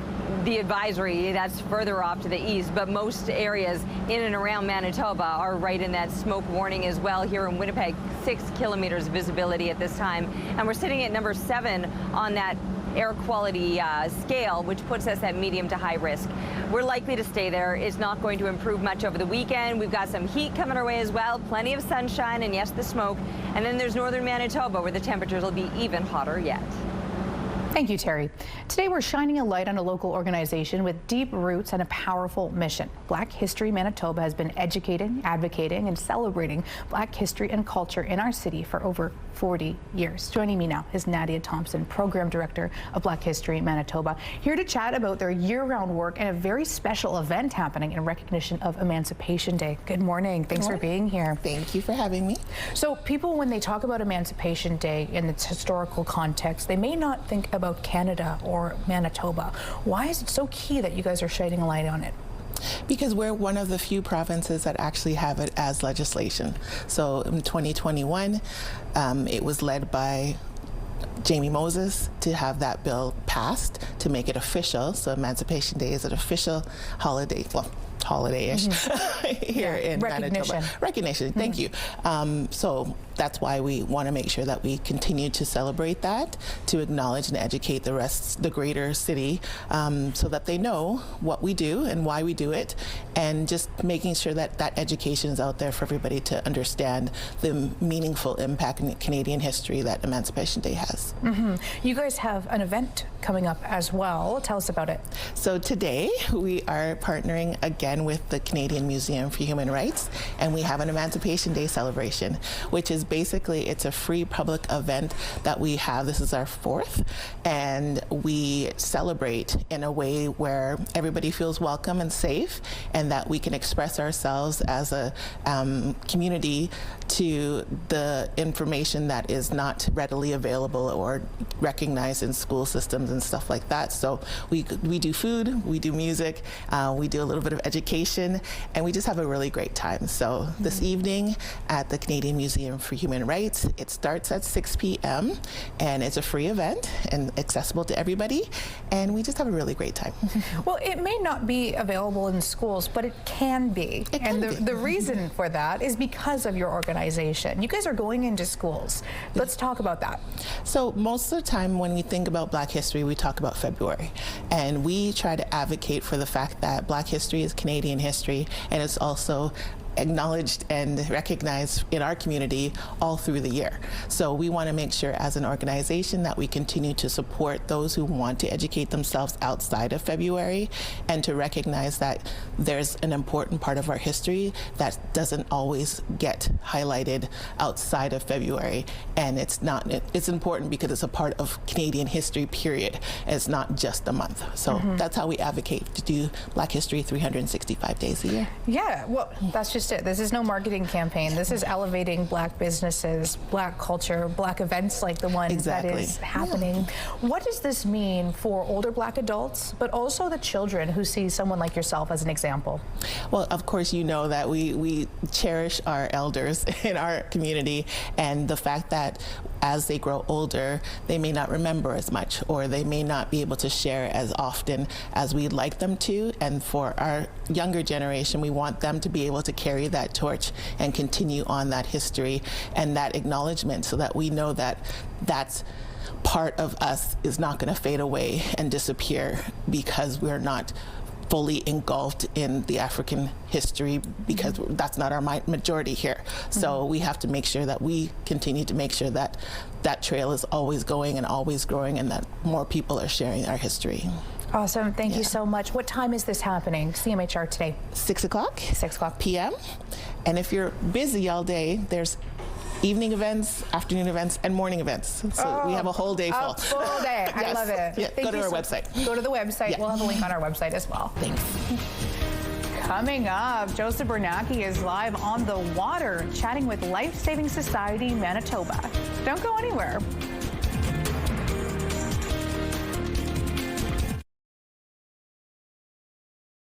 It's time for Let's Celebrate. Let's see who's having a celebration today. Happy birthday to Bentley. Love Mom, Dad, and Sissy. Happy 54th birthday, Bonnie. With love from Tom, Maya, Alexander, Mom, Nick, and all the animals. Happy 14th birthday to Isaiah from Mom, Dad, and your siblings. Happy 50th wedding anniversary to Roger and Nicole. With love from your family and friends. Happy 80th birthday to Esperanza and the best mom and mama from your hero, kids, and grandkids. If you care about having if someone you care about is having a birthday, anniversary, or retirement, graduation, let's celebrate. To submit your celebration, visit our website, ctvnewswinnipeg.ca.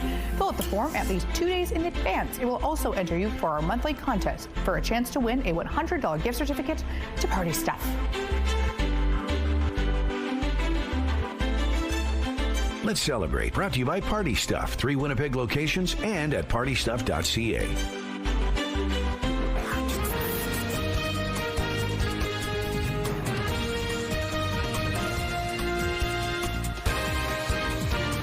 Good morning and happy Friday. The question people have been asking for days now is, will a deal happen between Canada and the U.S. amid the tariff war? Donald Trump's deadline today, 35% on Canadian goods. So coming up in about a half an hour's time, we're chatting with Chuck Davidson, who's the president and CEO of the Manitoba Chambers. So it's a lot of chat around this, lots to unpack. First, here's your headlines. Escaping conflict, what impact new tariffs will have on products not covered by existing agreements. An unwelcome cross-border export. How far south is wildfire smoke from Manitoba adversely affecting air quality? And if wishes were horses, you'd have enough cash to pick up this unique carousel and ride your heart's content. Outside, it's hard to believe the trickle effect of all of these things going into the United States, Terry, but when we look outside in our own backyard, pretty smoky. It definitely is smoky, and it's not just here in Winnipeg, it's across the entire province. Although I will say I found it quite interesting when I was looking at the air quality map this morning that in some places through parts of northern Manitoba where I anticipated the smoke would be a lot worse, we actually had a higher air quality warning here in Winnipeg at 7 as opposed to, say, 3 in Thompson or 2 in Flin Flon. That was earlier on this morning. So it's just interesting to see where that smoke moves, and while there are some places that are most definitely a lot closer to those fires and in more of a desperate zone, where that smoke morphs to and where it makes its presence known, perhaps even heavier than others, we're certainly feeling the effects of that here in Winnipeg. So 11 degrees is where we begin right now, which is slightly below seasonal, but we are starting to warm up a little bit. I mentioned the air quality. Yes, across the entire province, it's not great, and right up into the most northern part. Actually, this area where the smoke has just recently moved to is some of the worst that we're seeing as far as air quality goes. And then, of course, on top of the heavy smoke warning, there's the heat warning, and that's what you're seeing there. The layered up, the pink, the fuchsia, where the temperatures in those areas could be reaching the 30-degree mark. And then you couple that with that heavy, smoky air. It won't be a pleasant day for sure. Here through southern Manitoba, our temperatures are still a little bit above seasonal, but nowhere near as warm as parts of northern Manitoba. What we need, though, is the rain, and what we're not getting is, unfortunately, the rain. Very few places will likely see any. Perhaps if there is some at all, it'll be moving through that northeastern part of the province. Maybe today, better chance for tomorrow of getting some of that precipitation.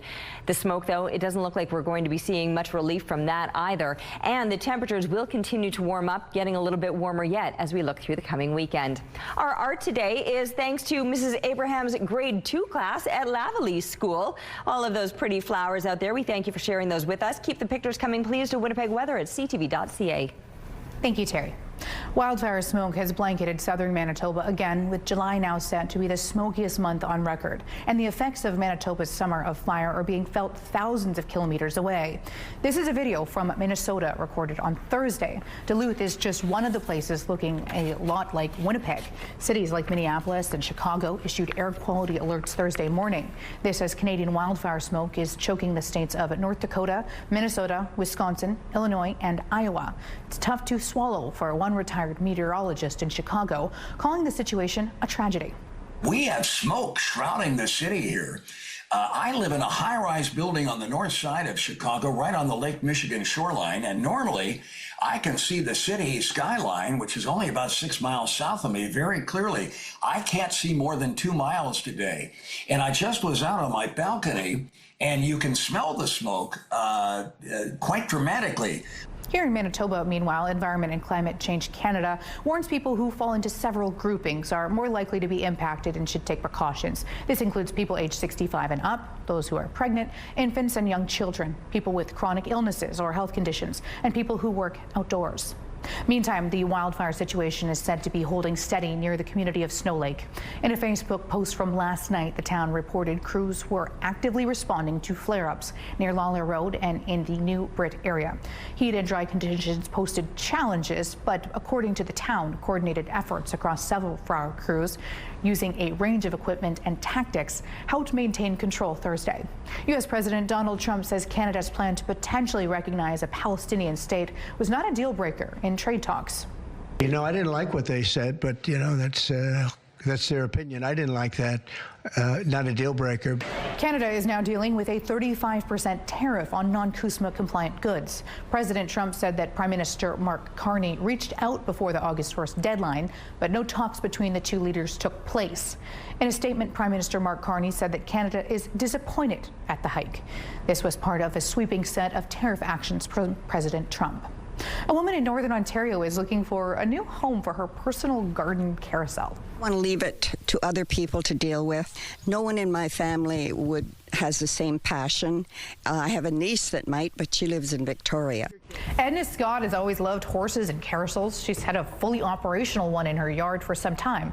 Over the years, she's collected the antique animals on it. Some even date back to the 1900s. Scott has also painted pictures of the animals that come into her yard. On it, it's been appraised at $114,000. She's hoping to strike a deal with someone with her same passion for less. Scott will also be keeping one special horse on it, her late husband, the one that he got her. Taking a look at the current traffic situation around Polo Park. I believe this is Donald Street. My apologies. Head to our X page, CTV Morning WPG. Joseph Bernacki joins us now with Life Saving Society Manitoba. Good morning. Let's chat about water safety. Good morning, Ainsley, and good morning, Manitoba. Yeah, the RCMP brought us back here to the docks just off of Churchill Drive. At this time, I'm very pleased to be joined by Eric Labopa. He's a part of the Manitoba Coalition for Safer Waters. Always a pleasure to have you on our show. Thanks, Joseph. Hi, Ainsley. I got Joseph today. Of course, you chatted with Ainsley earlier this summer. Yeah, this morning we're talking, of course, about the Boat Sober campaign. Very important. What does this campaign mean to the Manitoba Coalition for Safer Waters? We want everyone to have a good time out there. You know, the long weekend coming up, and people be in all the popular lakes and bodies of water, but please do it sober, especially if you're driving a boat. You know, it's very dangerous already out there to begin with obstacles and people in the water, you name it. Never mind throwing being drunk into the mix. You've had a chance to be a fisherman for most of your entire life, you were telling me before we were live. Tell me some of the things you've seen out on the water. I imagine there's been some close calls at some points while you've been out there. I actually have witnessed a lot of near misses. I've been on near misses on a boat myself, kind of thing. So you learn lessons in life, kind of thing. You're trying to pass the message now that it is not cool to be inebriated out there while you're driving. It's a long tradition to be fishing and have a beer in the other hand, kind of thing. But that sort of faded away with time. It's not the cool thing to do anymore. You know, save it for after. Go catch a ton of fish, and then go have a beer after at the bar or back at the campsite, kind of thing. It's a conversation we've had throughout the show today. Why do you think people still choose to do that? It's just some things people goes hand in hand, and it's just hard to break people's habits and tradition and stuff like that. But when you have a near miss, or if you know, like, it's never mind hurting yourself or your own boat, it's just other people out there. You know, like, there's so many people out there. There's so much traffic out there on the waterways nowadays. It's very popular, fishing and boating and water skiing.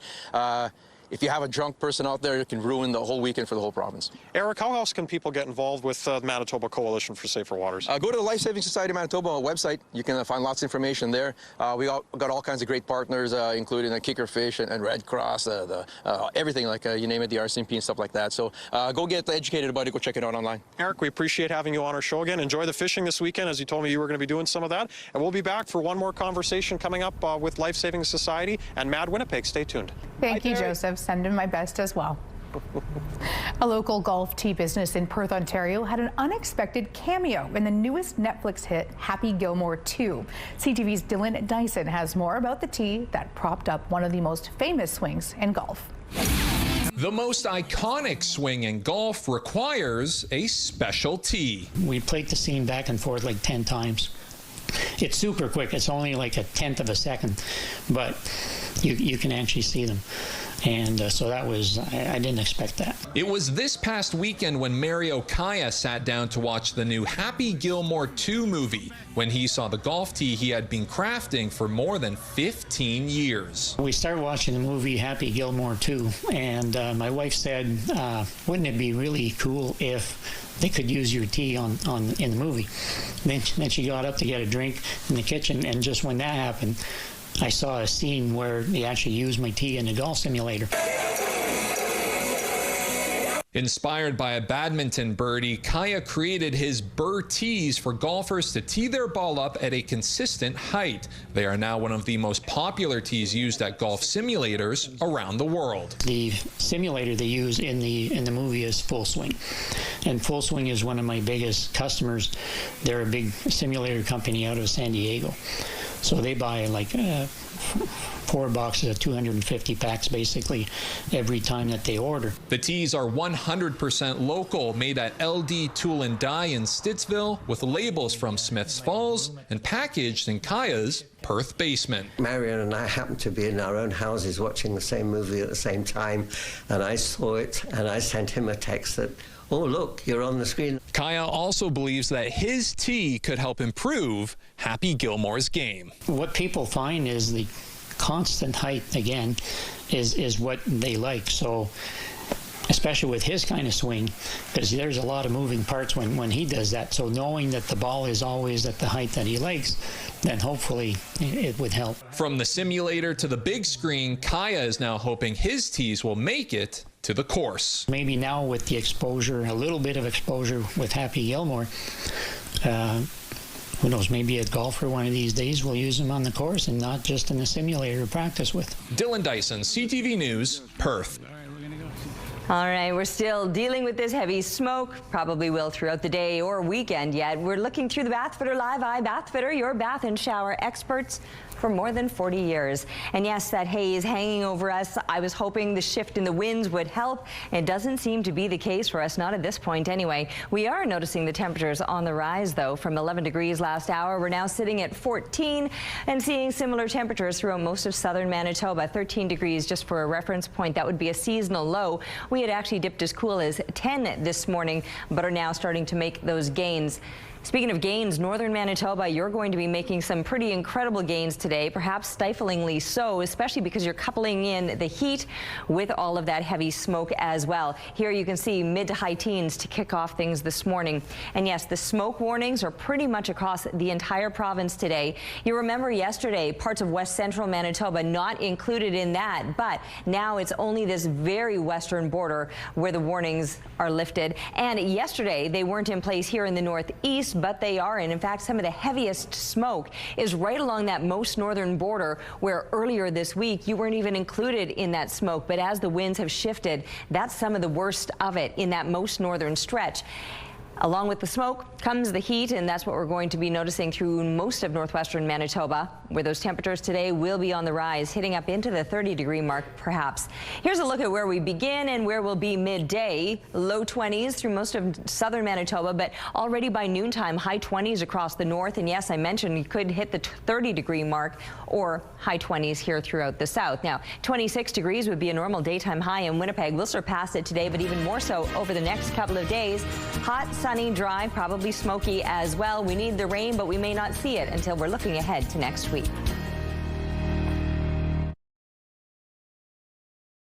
Good morning. Advancements in cancer treatments have come a long way over the years. One example, a new machine at the Ottawa hospital, which combines live MRI images as the patient receives very precise radiation therapy. As CTV's Peter Sperling joins us and reports, it's something doctors say was unheard of until recently. It's the latest advancement to fight cancer. I call this Star Trek. This is a new MR-Linac machine targeting cancer with pinpoint accuracy. One of the most important parts of radiation therapy for us is actually aiming at the right spot, right? So historically we had a lot of trouble doing that because different parts of the body can change shape, they can move around, just even with breathing. It combines imaging with radiation at the same time, even as the tumor moves during treatment. So it makes the treatment much more precise, makes it much more concentrated. Certain people who would not have had treatment can have treatment now. It's essentially two devices in one, an MRI used to take images inside the body, and one that delivers radiation treatment. So for the first time, we're able to combine precise imaging and precise delivery of radiation in one system. And what that means is the oncology team can adjust on the go, see the shape and position of the tumor. So we can use that information to adapt the radiotherapy plan. So a brand new way to deliver the radiotherapy is come up with every day while the patient's on the bed. The Ottawa Hospital is one of a handful of treatment centers in Canada with this technology. I hesitate to use big words like transformative, but I think we're going to learn things, the way patients are treated here, that is going to change the way patients are treated throughout the organization and eventually globally. The $10 million machine has been in use since June. About a dozen prostate cancer patients have received treatment so far. The plan is to expand to treat other types of cancers and about 250 patients per year. The doctors I've been speaking to envision more upper abdomen kind of treatments, pancreas, liver, those kinds of things, where the ability to track the motion of the tumor, which is something we know happens as patients breathe, that capability becomes very important. Peter Sperling, CTV News. Human trafficking is a crime that too often hides in plain sight. One local organization is taking bold steps to raise awareness and inspire action.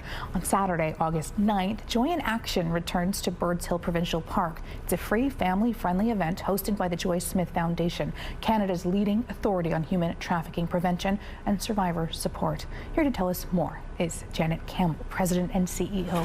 Good morning, Janet. Good morning. Thank you for being here. Let's start with the basics.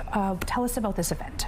Well, it's a fundraiser and awareness building event. It's very family friendly and community based, and people can come out and participate in an activity to walk, run, or ride a bike, and in the process join the front line of defense, which is members in our community around human trafficking and awareness.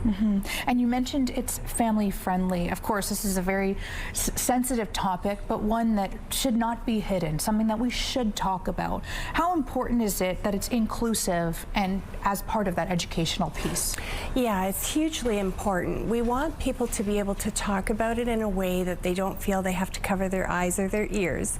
And so you will find that this event is very family friendly for all ages, and it's really very inspirational. We have many members from the community that work in this area that will be in attendance, from healthcare professionals to law enforcement individuals, and it is something that we can talk about and build our knowledge to be able to prevent it from happening, because our youth are most at risk, and it's really important that we do have these conversations. And even some recent studies, we saw one yesterday with the connection of MMIW and Manitoba being a feeder province for trafficking to other provinces throughout our country. Is that echoing what you guys are seeing on the ground as well? Yes, actually, it's been something that we've been talking about for years, and it's something that we see in our work every day. So we have now connected and supported close to 8,000 files of human trafficking victims and their families across our country. And this is something that does happen in every community across our country and is much more prevalent than people realize. It hides in plain sight and often operates under the guise of you know, either false relationships or false promises around jobs and these types of things that on the surface can draw people in, and then they're stuck very quickly before they realize.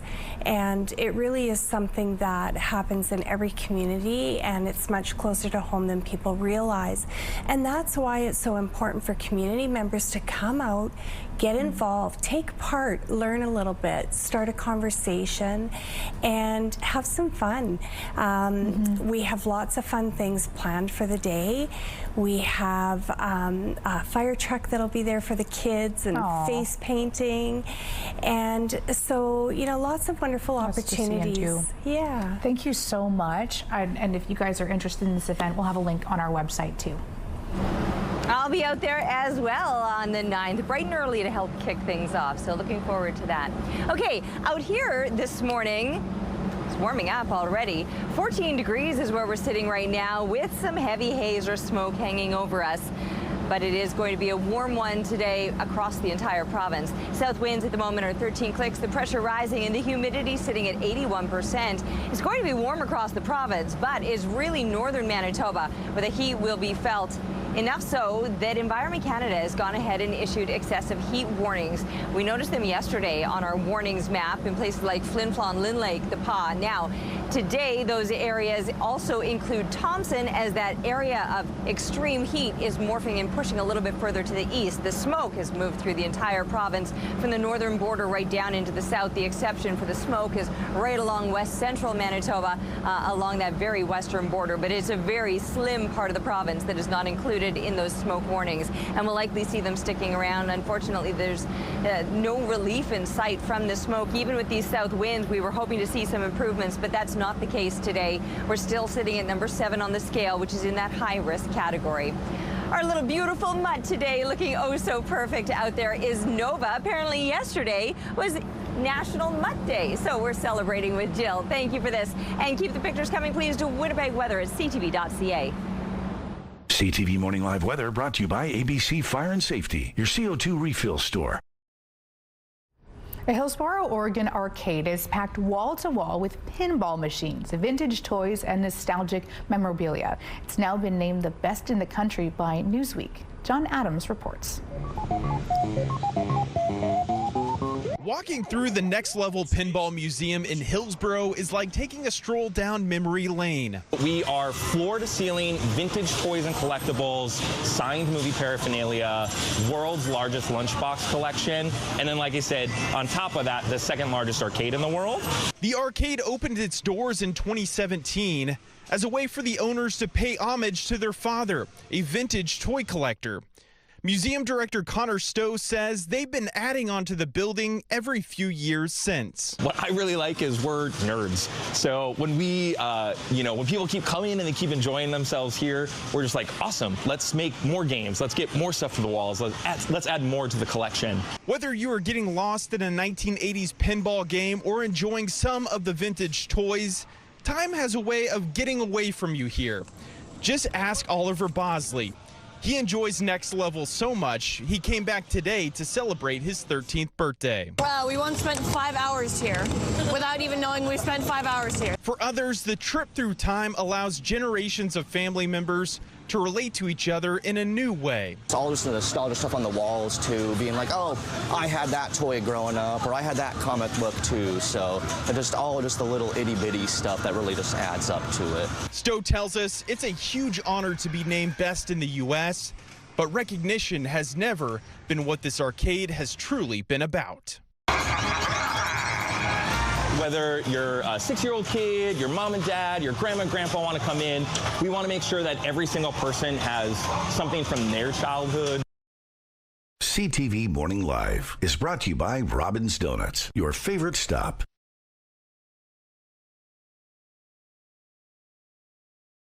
Good morning. The deadline for Donald Trump's proposed 35% tariff on Canadian goods is today.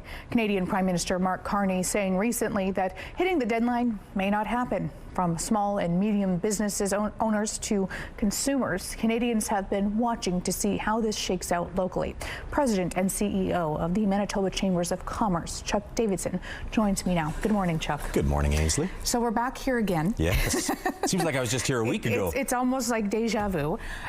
Could we see a deal happening today, in your opinion? Yeah, look, I think it's not necessarily important that the quickness of the deal. It's the importance of the quality of the deal. And I think that's something that the business community has said, and to both the premiers and to the Prime Minister, it's more important to get a good deal for Canada and for Manitoba as opposed to the current deal that's on the table. And I think that's the most important thing. So conversations will continue. I think the good news as well is that we recognize as we're currently sitting, about 85 to 90% of trade that currently happens with the U.S. is CUSMA compliant, and so it's going to continue as is. There are certain industries that are impacted, there's no question: aluminum, steel, automobile manufacturing, and wood. So there's certain areas that are really going to be impacted by this. The hope is that we can get to a deal sooner rather than later, but let's not rush it based on the fact that the U.S. president has put this sort of self-imposed deadline on us. It's more important that we get a good deal for Canadians. And when it comes to that CUSMA compliance, are we seeing Manitobans rushing to get that paperwork filed? Look, I think if you're CUSMA compliant, and it's basically business as usual, and so that trade relationship that we've long had, we've talked about this repeatedly. Canada and the U.S. have this trade relationship that is an envy of most countries in terms of what it's looked like. Our goal is, how do we get back to that? The reality is we're probably not going to be able to get back to that. It's clear that the U.S. president has a bit of an agenda in terms of and I think it's become a little bit more clear in the past week, to me anyways, that this is really about the U.S. government trying to get their financial house in order. They have got a $1 trillion deficit that's increasing by $2 trillion on an annual basis. The U.S. ambassador was in Winnipeg earlier this week, and that was part of the messaging that came from him. And so what they're really trying to do is they need revenue, and they're trying to grow their economy, and they're trying to do it through this tariff method, which every economist says is not the way to go, but the U.S. president seems hell-bent to go down this path. And so the end goal is we try to need to get the best deal that we can for Manitoba and Canadians, and I think that's the most important element. I mean, premiers across the country have also talked about the unpredictability of the U.S. president as well.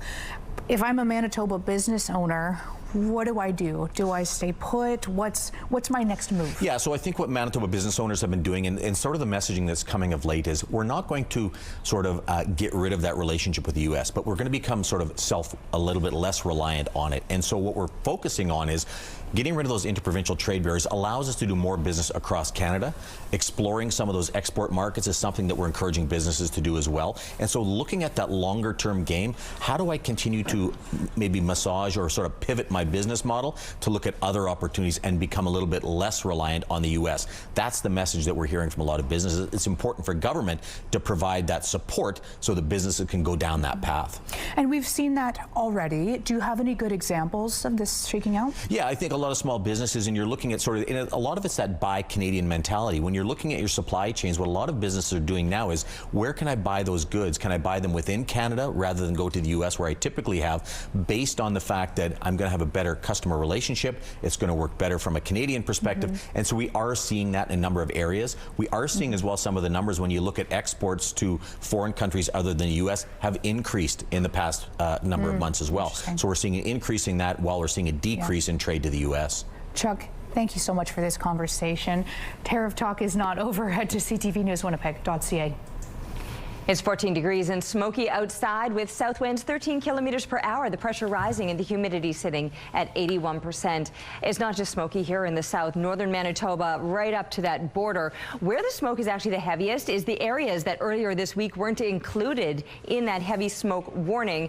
Although Winnipeg sitting at a number 7 on that scale, which puts us medium to high risk as well.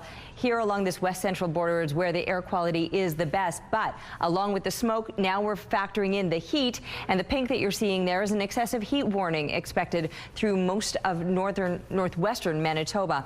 There's not much to show you here, and there won't be much to talk about today aside from the smoke or the rising temperatures. No sign of precipitation, even though that's what we're needing the most right now. 27 degrees is where we're headed today.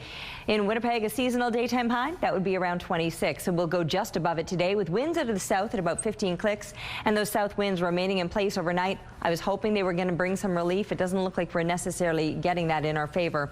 Clear conditions still, but smoky overnight as we drop to 16, 13 a normal low. So you can see we're starting to see those above seasonal temperatures, and even hotter for tomorrow with that smoke continuing to be a nuisance. South winds 20 kilometers per hour, and then into the rest of the weekend, still no sign of rain until we're looking ahead into next week. That precipitation that we are so desperately needing. Temperatures are looking to remain seasonal or above pretty much as far as we can see. Thank you, Terry. A Winnipeg man is going to prison after being convicted of a decades-old strangling homicide case in New Jersey. Robert Allen Creeder was sentenced to 10 years in prison for first-degree aggravated manslaughter in the 1997 death of 23-year-old Tammy Tignar. Her body was found on a dirt road near Washington Valley Park, about 50 kilometers west of Newark. 85% of his sentence will be served without parole. This in exchange for a guilty plea. Creeder was formally sentenced last week, according to the Sumrest County Prosecutor's Office. Creeder moved to Winnipeg in 2002, 5 years after the New Jersey strangling. Voting by Canada Post workers on a new offer wraps up today. This final offer is said to include a 13% pay hike over 4 years. It would also add part-time workers that Canada Post calls necessary to stay afloat.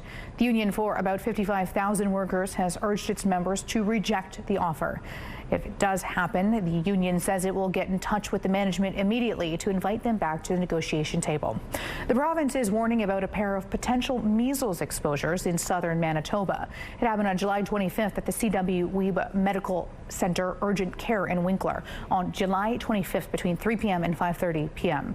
and the Boundary Trails Health Center Emergency Department between 10:15 a.m. and 4:30 p.m. the following day. Anyone who is at those locations during those times is encouraged to check their immunization records and monitor for symptoms for about 3 weeks. A state of emergency has been declared in New York and New Jersey with flash flood warnings in place. Millions of others in the U.S. Northeast are facing flash floods for the second time in 2 weeks following a torrential downpour. The city's emergency management agency encouraged people to avoid unnecessary travel. Hundreds of flights out of LaGuardia JFK also faced cancellations and delays. Pop star Justin Timberlake has revealed that he's considered quitting his tour because of debilitating health issues. 44-year-old Timberlake says that he's been diagnosed with Lyme disease, which left him in, quote, massive amount of nerve pain and feeling fatigue or sickness while on stage. The singer-songwriter posted on his social media after wrapping up his Forget Tomorrow World Tour. He faced criticism for lackluster performances and a number of postponements during the tour. A political race in Somersville, Massachusetts has taken the internet by storm. Dozens of cats, yes, cats, are running for mayor of the community bike path. And now with other species entering the race, voters have to seriously consider their options. Brianna Borchi has more on the candidates running for the title. It's become a very fierce competition. The claws are out in Somerville as the feline race for Bike Path Mayor gains national attention. I've been sending updates to my mom and my aunt who live back in the Philly area because they're also very invested, and my aunt requested a mail-in ballot actually. Our story on the caddy race earlier this month has racked up nearly 10 million views on social media and more than 1 million likes, with Minerva's ominous crime sign dominating the comment section. I think Minerva, the crime, has a really solid base. There's a lot of fans of Minerva. But it seems Barry, widely regarded as the incumbent, is still the front runner among locals. I'm a little partial to Barry because he has held a town hall in our garden a few months ago. Barry kicked this whole race off, promising to make cats outside again. Then came Orange Cat. Barry became mayor of Somerville without an election, and I thought that was baloney. Orange Cat stands for fair and free elections. Now dozens of new candidates have entered the race. I spent all day yesterday canvassing for domination. Also on the ballot are a few dogs. A dog can't be mayor of the bike path. That would be ridiculous. Along with a parrot, guinea pig, snake, and tortoise. I'm a big fan of Nagi the tortoise. I think his age and experience is good. You know, diversity in a campaign is probably good. If they have a good platform, then go for it. But being mayor isn't for everyone. Wazel is running for attorney general, while Whiskers is campaigning for chief of staff, tuxedo included, and the race isn't over yet. Just keep going. We've got miles to go. Online voting closes September 5th, and although cats may have 9 lives, there can only be one winner. I think we'll end up with a great community path mayor. Please come out and vote. Cast your vote. It's critically important. Taking a look at the current traffic situation at Portage and Polo Park. Looks like a smooth drive. If you have updates to share, send them. CTV Morning WPG on our X page. Taking a look at your gas prices. The Canadian average stands at $1.38, while the provincial average is slightly lower at $1.34. In Winnipeg, the average is $1.36. Lowest price in the city is $1.19. All this info is on gasbuddy.com. Price at the pump brought to you by kidneycard.ca. Get a free tow and a tax receipt for value of your car. Going into the long weekend, we all want you at home to feel safe, especially on the water. Joseph Bernacki joins me live one more time with Life Saving Society Manitoba.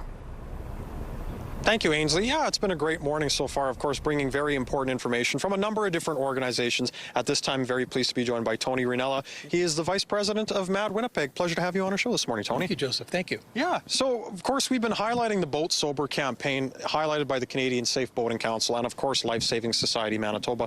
What does this campaign mean to MAD Winnipeg? Well, it's important that we get a message out there that you shouldn't be on a boat driving while intoxicated or even under the influence of drugs. A lot of people think that boating is fun, and it is. It's supposed to be a fun activity, and some people think that you need to have something in your hands in order to enjoy yourselves. You know, as long as you can have somebody that's responsible to drive that boat, and the rest of it can have a lot of fun on that boat, that's fine. I mean, but don't do it irresponsibly by getting intoxicated or under the influence. And when we think about driving, Tony, it's not just limited to vehicles on the road, as we've been saying all morning. It also extends to boats out on the water. Talk to us about the campaign you guys also have. You do a lot of outreach in the province. There's a campaign you wanted to highlight this morning. Yeah, the campaign is called 911. It's in Conjunction, there's the word, with the City of Winnipeg Police. If you spot anyone who's driving on the water or on the land, and if they're driving irresponsibly, they're erratically, whatever, call 911 and report them. It's the responsible thing to do. Well, when we talked with WFPS earlier, they respond to upwards of over 150 emergencies each year, so these things do happen. What would your message be, again, from MAD Winnipeg to our viewers tuning in this morning on how to keep safe this summer, the rest of the year, and I guess ultimately be responsible? Be responsible, be on the water, enjoy yourselves, keep hydrated, but make sure that there's somebody there who's going to be responsible if you are going to be indulging any kind of alcohol or drugs. Have somebody there responsible for you to make sure that you get home safe. If you have drugs or alcohol, leave them on the shore, go out, have fun, and then come back and enjoy. Tony, where can people go to get more information on some of the different campaigns, of course, and everything that MAD Winnipeg does? Well, MAD Canada has a website. You can go on to the MAD Canada website. There's all kinds of resources, information, and we also have our own chapter for the Winnipeg, Winnipeg MAD Winnipeg chapter. They have a website as well. You can go on there.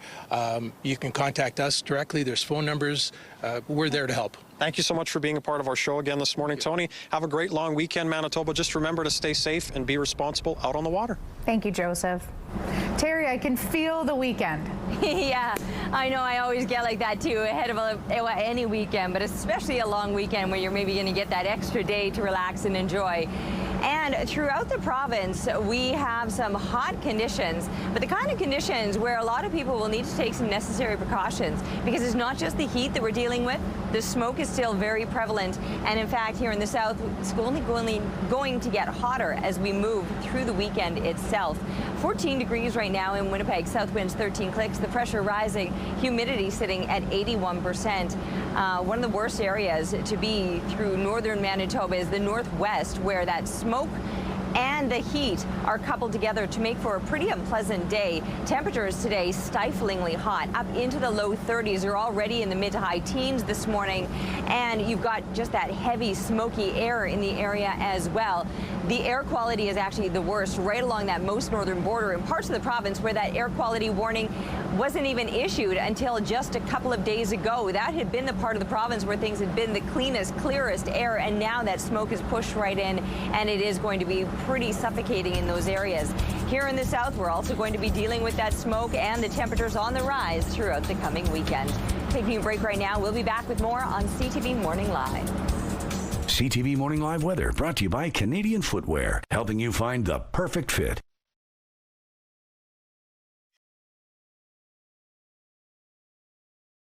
Have a news tip? When you see news happening, let CTV News Winnipeg know. Text your tips, pictures, and videos to 10400. That's 10400. Message and data rates may apply. Canadian swimming superstar Summer McIntosh continues to wow fans. She's just picked up her third gold medal at the World Aquatic Championships and is now on a quest for even more. CTV's John Venevali-Rao reports. Summer McIntosh looking for gold medal number 3. As the swimming sensation made her way to the pool, half a world away in her hometown, these young swimmers gathered to watch. She's in there, she's ready to race, so hoping for the best. I think she'll do well. And sure enough, McIntosh didn't disappoint. Look at McIntosh go. Winning the 200-meter butterfly and missing the world record by just 0.2 of a second. Visibly frustrated by that.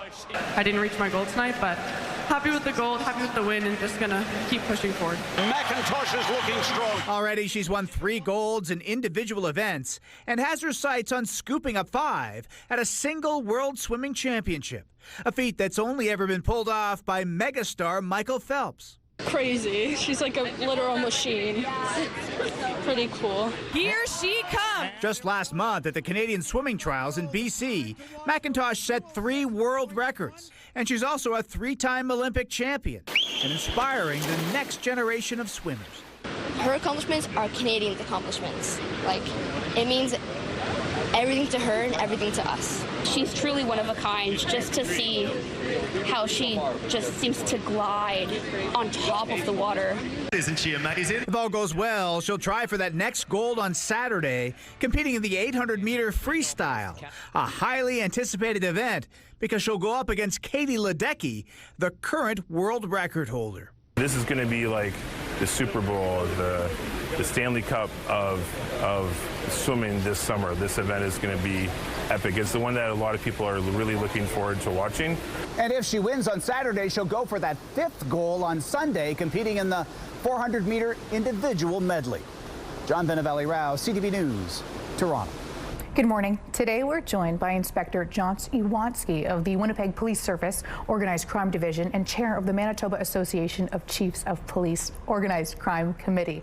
That was a lot to say, along with Jim Mirza, Executive Director of the Manitoba Association of Chiefs of Police. They're here to talk about an important new youth-focused initiative called Ghost Gang Life, a campaign designed to prevent gang recruitment with youth aged 13 to 16. Good morning. Welcome to you both. Good morning. Let's chat with you first about what this campaign is all about.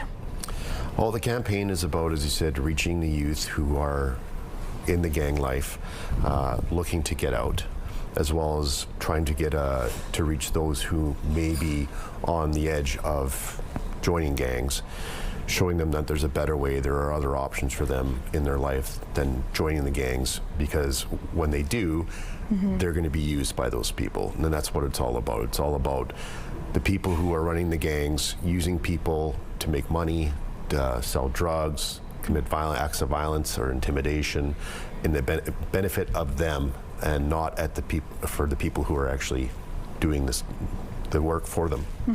And this is showing up in various ways too, especially trying to find your target audience. Where are those people? The young people are on social media. How important was that to be strategic about it and finding this audience? Oh, well, I think that's where we have to hit our audience, right? We have to know 21st century kids are online. They're texting, they're using the social media platform. So in order to hit that large target audience, that's the way to go. And I think that's in the 21st century, that's what you have to be aware of. And that's where we decided to hit that audience. And I think it was a fantastic idea to capture the net wider. And a youth who's perhaps going through this, it might feel isolating. And if they want to get out, but they don't know how, there's a helpline. There's a text line, so when they see the social media clips, there's a QR code as well as information at the bottom with a text number that they can text to get to the resources. And there's people on the other end of that line waiting to talk to them who can help them out. For parents too, I'm sure this is, uncharted waters for a lot of them. What do you want parents to know? I think from us is to have an awareness and understand that there are community members out there that are willing to help them, because sometimes it's hard to navigate around this, and therefore for them to have a venue or a place where they can get some education and support, that's the value, right? And this whole campaign, with all the partners involved, with Manitoba Justice and every policing agents and links, is to show that it's a community. It's a community effort to help youth that are valuable to us, right? And we want to make sure that they understand that there is it takes a community to come together and demonstrate that we have care and respect and value our youth. And from what I understand too, you had former gang members helping put this campaign together. Tell me about that.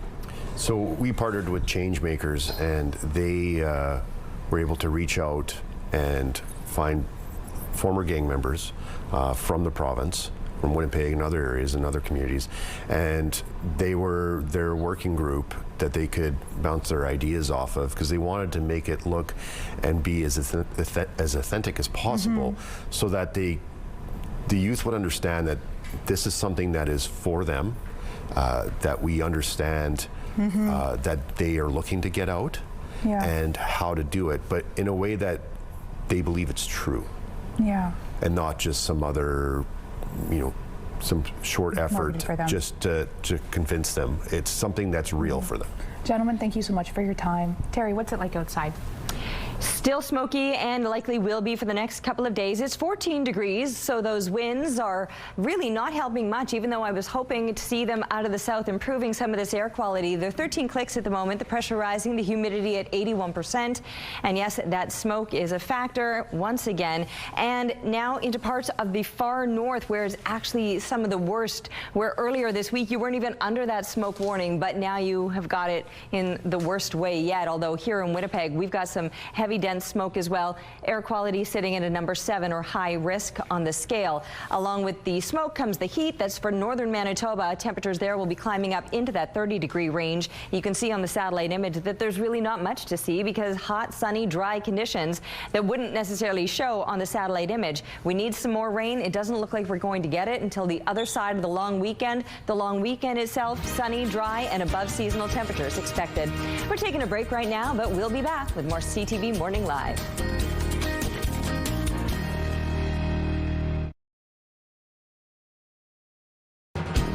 Rooftop arrangements provided by Lacoste Garden Center. Salon services provided by S&T Spa Salon. It's Friday before a long weekend, so we're going to kick some things off with some good old rock and roll. Near the record machine. He looks so happy, just like in a dream. This is 4-year-old Angelica Nero belting out an oldie but a goodie, of course. Over 11 million people have been singing along with this talented Todd, and thankfully she had the lyrics for them too. I understood without the lyrics. When your baby reaches a milestone, it's easy to want to celebrate.